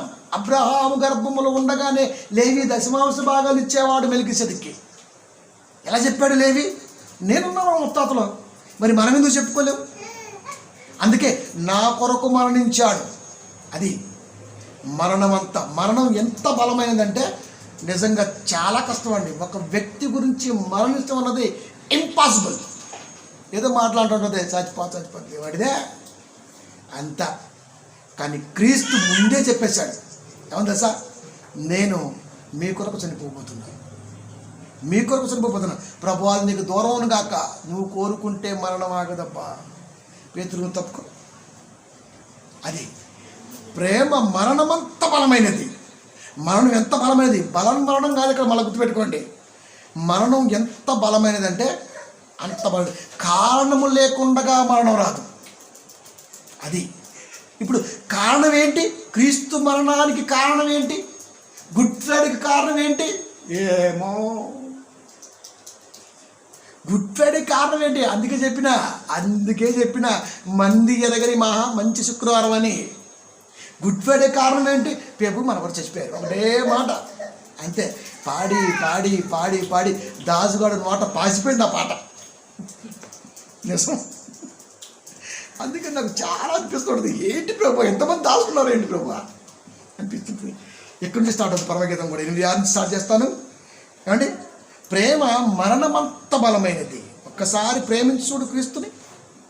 నిజంగా ప్రాణం పెట్టడానికి వెనకడుగు వేస్తున్నామంటే ప్రేమ లేదని అర్థం. అది వెనక్కి వెళ్ళిందంటే ప్రేమ లేదో. ఈర్ష్య పతాళమంత కఠోరమైనది. సంఘానికి ఉండవలసింది ప్రేమే తప్ప ఈర్ష్య ఉండకూడదు. ఎందుకంటే సంఘం అనగా వధువుని ప్రేమించిన వాడు మన కొరకు ప్రాణం పెట్టాడు. భార్య కొరకు ప్రాణం పెట్టాడు. భార్య కొరకు కిడ్నీ ఇవ్వటమో, ఒక లివర్ ఇవ్వటమో, లేకపోతే ఒకటే గుండెకాయలు ఆర్టీ ఇవ్వలే కానీ ఇంకేదైనా ఇవ్వటమో జరగొచ్చేమో కానీ మిగతా కష్టం. అందుకే సంఘానికి ఉండకూడనిది ఈర్ష్య. వధువుకు ఉండకూడదు. అది వధువుకి ఉండకూడదు ఈర్ష్య. సంఘానికి ఉండకూడదు. పాతాళమంత కఠోరమైనది. పాతాళం ఎంత కఠోరమైందంటే ప్రేమ ఎంత బలమైనదో పాతాళం అంత కఠోరమైనది. ఈక్వల్ పొజిషన్ ఉంది. కాకపోతే అది మైనస్లో ఉంది, ఇది ప్లస్లో ఉంది. అది చలి మైనస్లో ఉన్న డేంజరే, ప్లస్లో ఉన్న డేంజరే. గుర్తుపెట్టుకోండి. చలి ఎప్పుడు కూడా నార్మల్గా ఉండాలి. -2-3 degrees అంటే మాత్రం ఇంకా కాశ్మీర్లో గజ్జ ఉంటుంది. పోనీ చలి ప్లస్లో ఉందనుకోండి, వేడి వచ్చేది. మన 60 degrees చలి ప్లస్లో ఉంది, ఇది డేంజరే బాబు. అదేమో గడ్డ కట్టుకుపోద్ది, ఇదేమో గడ్డను కరగదీసిద్ది. 2 డేంజరే. అందుకని ఎప్పుడు కూడా న్యూట్రల్గా ఉండాలి. అందుకే నేను ధనవంతుని అవ్వద్దు, నేను పేదవాడిని అవ్వద్దు, నేను మధ్య రకంగా ఉంచాయి నీలో అని కోరుకుంటున్నారు భక్తులు. ఎందుకు? న్యూట్రల్. అది 3rd gear వేయచ్చు, 1st gear వేయచ్చు, 2nd వేయచ్చు. కానీ ఎటు వచ్చినా సరే 5లోంచి 3లోకి వెళ్ళాలన్న గేరు న్యూట్రల్గా రావాలి ఫస్ట్. అందుకే neutral is important to drive. ప్రయాణానికి న్యూట్రల్ అనే గేరు చాలా ఇంపార్టెంట్. ఆ న్యూట్రల్ లేకపోతే ఫస్ట్లోంచి కొడితే 3లోకి పోయింది అనుకో, అంతే, మొత్తం బాక్స్ బదిలైపోయింది కింద. న్యూట్రల్కి వచ్చేయాలా, తర్వాత వెళ్ళిపోవాలా. కనుక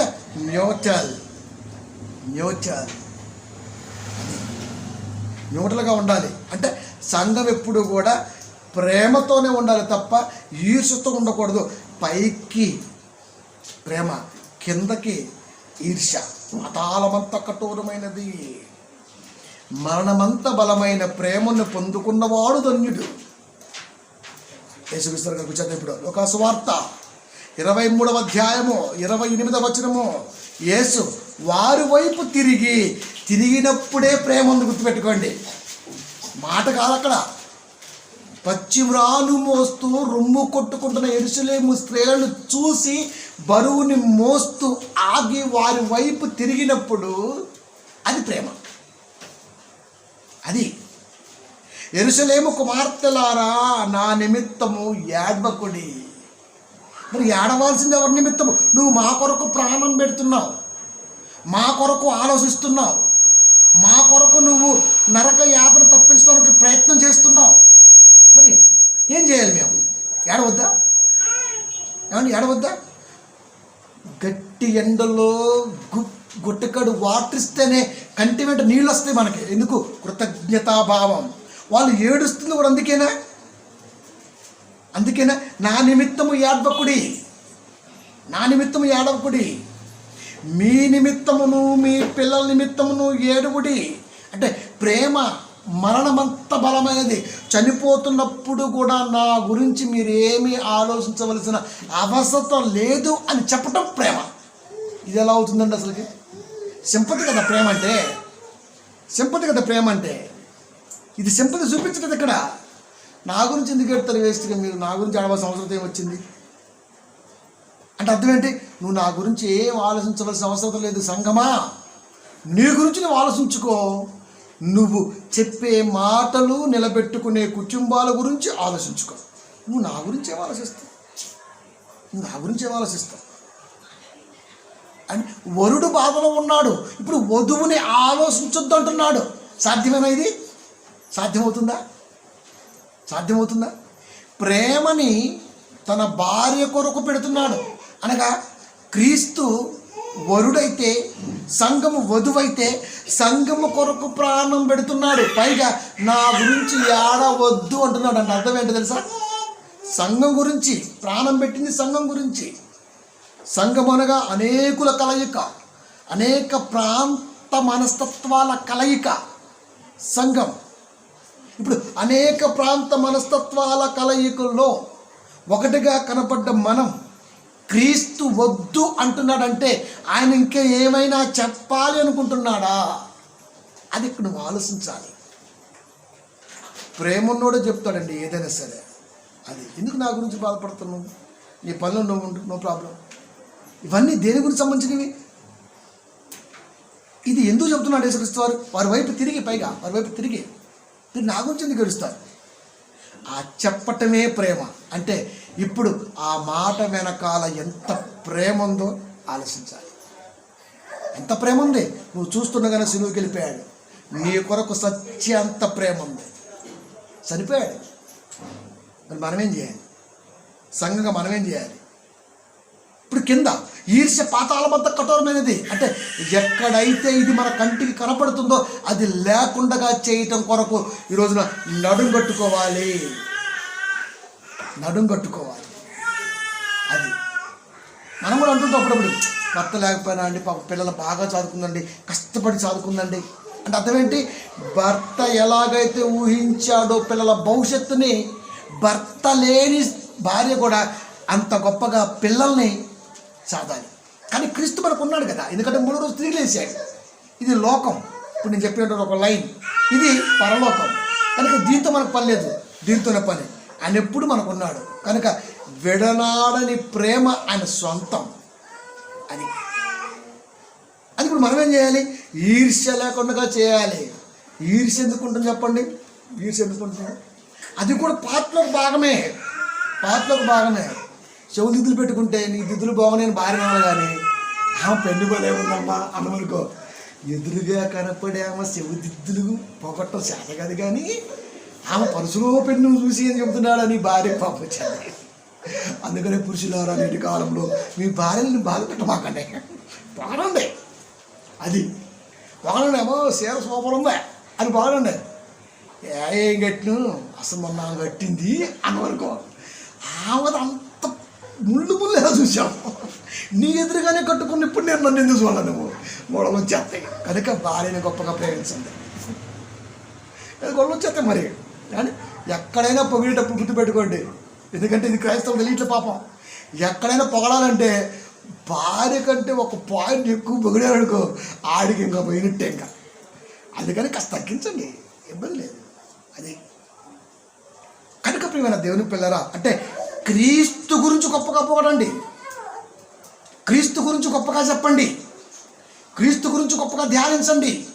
క్రీస్తు తప్ప మరొకటి ఏదైనా సరే నీ ధ్యానంలోకి, నీ ప్రసంగంలోకి, నీ పొగడతలోకి వచ్చిందనుకో, ఇప్పుడు నేను చెప్పినటువంటి ఈ లోక సామెత ముందు పెట్టుకుంటే నీకు ఎంత నష్టం, అంత నష్టం అండి, అంత నష్టం. కనుక ప్రియమైన దేవుని పిల్లరా, ఇప్పుడు అవన్నీ తీసేయాలంటే ఈర్ష్య పాతాళమంత కఠోరమైనది. ఈర్ష్య ఎప్పుడు వస్తుంది? ఇప్పుడు చెప్పిన ఈ లైన్లన్నీ ముందుకొస్తే ఈర్ష్య వచ్చేస్తాయి.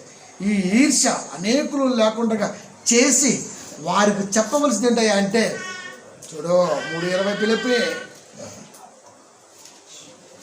పిలిపి 3:20 మన పౌరస్థితి పరలోకమందున్నది, మన పౌరస్థితి పరలోకమందున్నది. పరమగీతం 8:6 ప్రేమ మరణమంత బలమైనది. ప్రేమ ఎవరు? క్రీస్తు. మరణమంత బలమైనది. మరణం ఎంత బలమైనది? నువ్వు మరణిస్తే పరలోకం తీసుకెళ్ళిద్ది, అది అంత బలమైనది. అది నీ మరణం పరలోకం నడిపించాలి, అంత బలమైనదిగా నీ మరణం ఉండాలి భూమి మీద. ఒక మనిషి మరణం భూమి మీద ఎంత బలమైనదిగా ఉండాలంటే నిన్ను పరలోకం బెసక్కుండా తీసుకెళ్ళిపోవాలి. అది బైక్ మీద కొత్త బైక్ కొన్నాం, అత్తమా పెట్టారు, నాకు కూడా వచ్చి డ్రైవింగ్ అన్నాడు. ఓ భార్య, ఇక మా ఆయన కూడా బాగా వాళ్ళతో రకాలు ఏమి ముందుకు వెళ్ళిపోయింది అనుకుంది, తీసుకెళ్ళిపోయి బురద కూడా పడేశాడు. ఇప్పుడు పెట్టుకున్న నగలు, చెక్కల మీద అందం, చూస్తున్నవాళ్ళన్న భయం, సిగ్గు మొత్తం పోయి తలంచుకొని జీవితంలో బైక్ ఎక్కడి ఇంకా ఎందుకు అంతే ఎఫెక్ట్ జరిగింది కనుక ప్రియమైన దేవుని పిల్లల, ఇప్పుడు భూమి మీద మనిషి మరణం నిన్ను పరలోకం తీసుకెళ్ళే అంత గొప్పది. అది నిన్ను పరలోకం తీసుకెళ్ళేది మరణం. అది ఆ మరణం ప్రేమతో ముడిపడి ఉంది, ఆ ప్రేమ క్రీస్తుతో లింక్ అయ్యి ఉంది. అది అందుకే మన పౌరస్థితి పరలోకమందున్నది. అంటే మనల్ని ప్రేమించిన ప్రేమికుడు ఎంత గొప్పవాడంటే అంత గొప్పవాడు. ఎక్కడున్నాడు? అక్కడ ఉన్నాడు. కాబట్టి అక్కడ నుండి ప్రభు అయిన యేసుక్రీస్తు అను రక్షకు నిమిత్తము కనిపెట్టుకుని ఉన్నాము.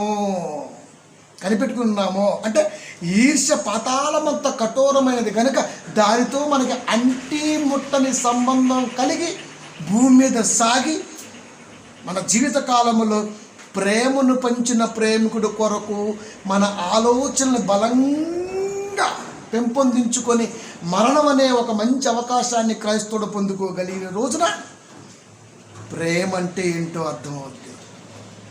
అది అందుకనే మానవాళి కొరకు మరణించాడు. మన కొరకు సత్యాంత ప్రేమ ఉన్నవాడు దొరకటం అదృష్టం. నిజం ప్రేమైన దేవుని పిల్లారా, సంఘం అనుకోవాలి, వధువు అనుకోవాలి.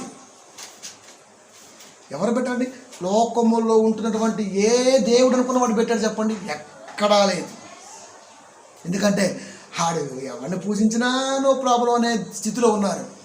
అది కానీ ఈయన మాత్రం నన్నే ప్రేమించాలి, నా ప్రేమనే పొందాలి, నా మాటే వినాలి, నా సంఘంగా మీరు ఉండాలి, నా సంఘంగా మీరు ప్రేమలో అభివృద్ధి చెందాలి, మీ మరణం తిరిగి మరలా పౌరస్థితిలో నా దగ్గర చేర్చే అంత గొప్ప ప్రేమతో కూడిన బలంతో నిండి ఉండాలి.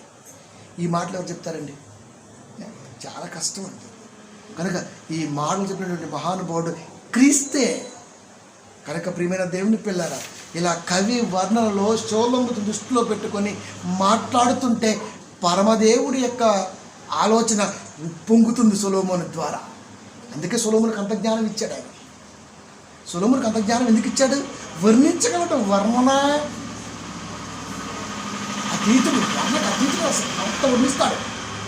అది కనుక ఆ కవి మనసులో నుండి క్రీస్తు తిరిగి మరలా సంఘాన్ని అభివృద్ధి చేసుకుంటూ చివరికి పాతాళము పరలోకము అనే 2 పదాల మధ్య సంఘాన్ని ఉంచి వెళ్ళిపోయాడు. ఇప్పుడు సంఘం వెనక్కి చూస్తే ఈర్ష్యతో కూడుకొని ఉంటే అది పాతాళానికి వెళ్తుంది, ముందు చూసుకొని ఉంటే అది పౌరస్థితి అంటే గ్రీన్ కార్డ్. అది ఈ రెండిటి మధ్య ప్రేమ అనే బంధం ముడిపడి ఉంది. అంతేగాని మరొకటి కాదు. కనుక ప్రియమైన దేవుని పిల్లారా, అంటే సంఘం, యావత్తు సంఘం పరలోక పౌరస్థితిని పొందుకునే అర్హత భూమి మీద మన కొరకు మరణమైనటువంటి వాడిని చూసి నేర్చుకోవాలి. అనగా క్రీస్తుని చూసి నేర్చుకోవాలి, క్రీస్తు మాటను బట్టి నేర్చుకోవాలి. అంతే, క్లియర్. ఎంత వర్ణించాడండి మహానుభావుడు. కట్ చేసుకుంటూ వచ్చాను, గంటలు అయిపోవాలి కాబట్టి. లేకపోతే చాలా సంగతులు ఉంటాయి, ఎన్ని ఉంటాయి, వర్ణించలేని వర్ణన కలిగిన వాడు నేను నమ్ముకున్న నా ప్రియుడు, నా యేసుడు. ప్రార్థించుకున్నాను. Thanks for watching and please subscribe. Thanks to all. God bless you.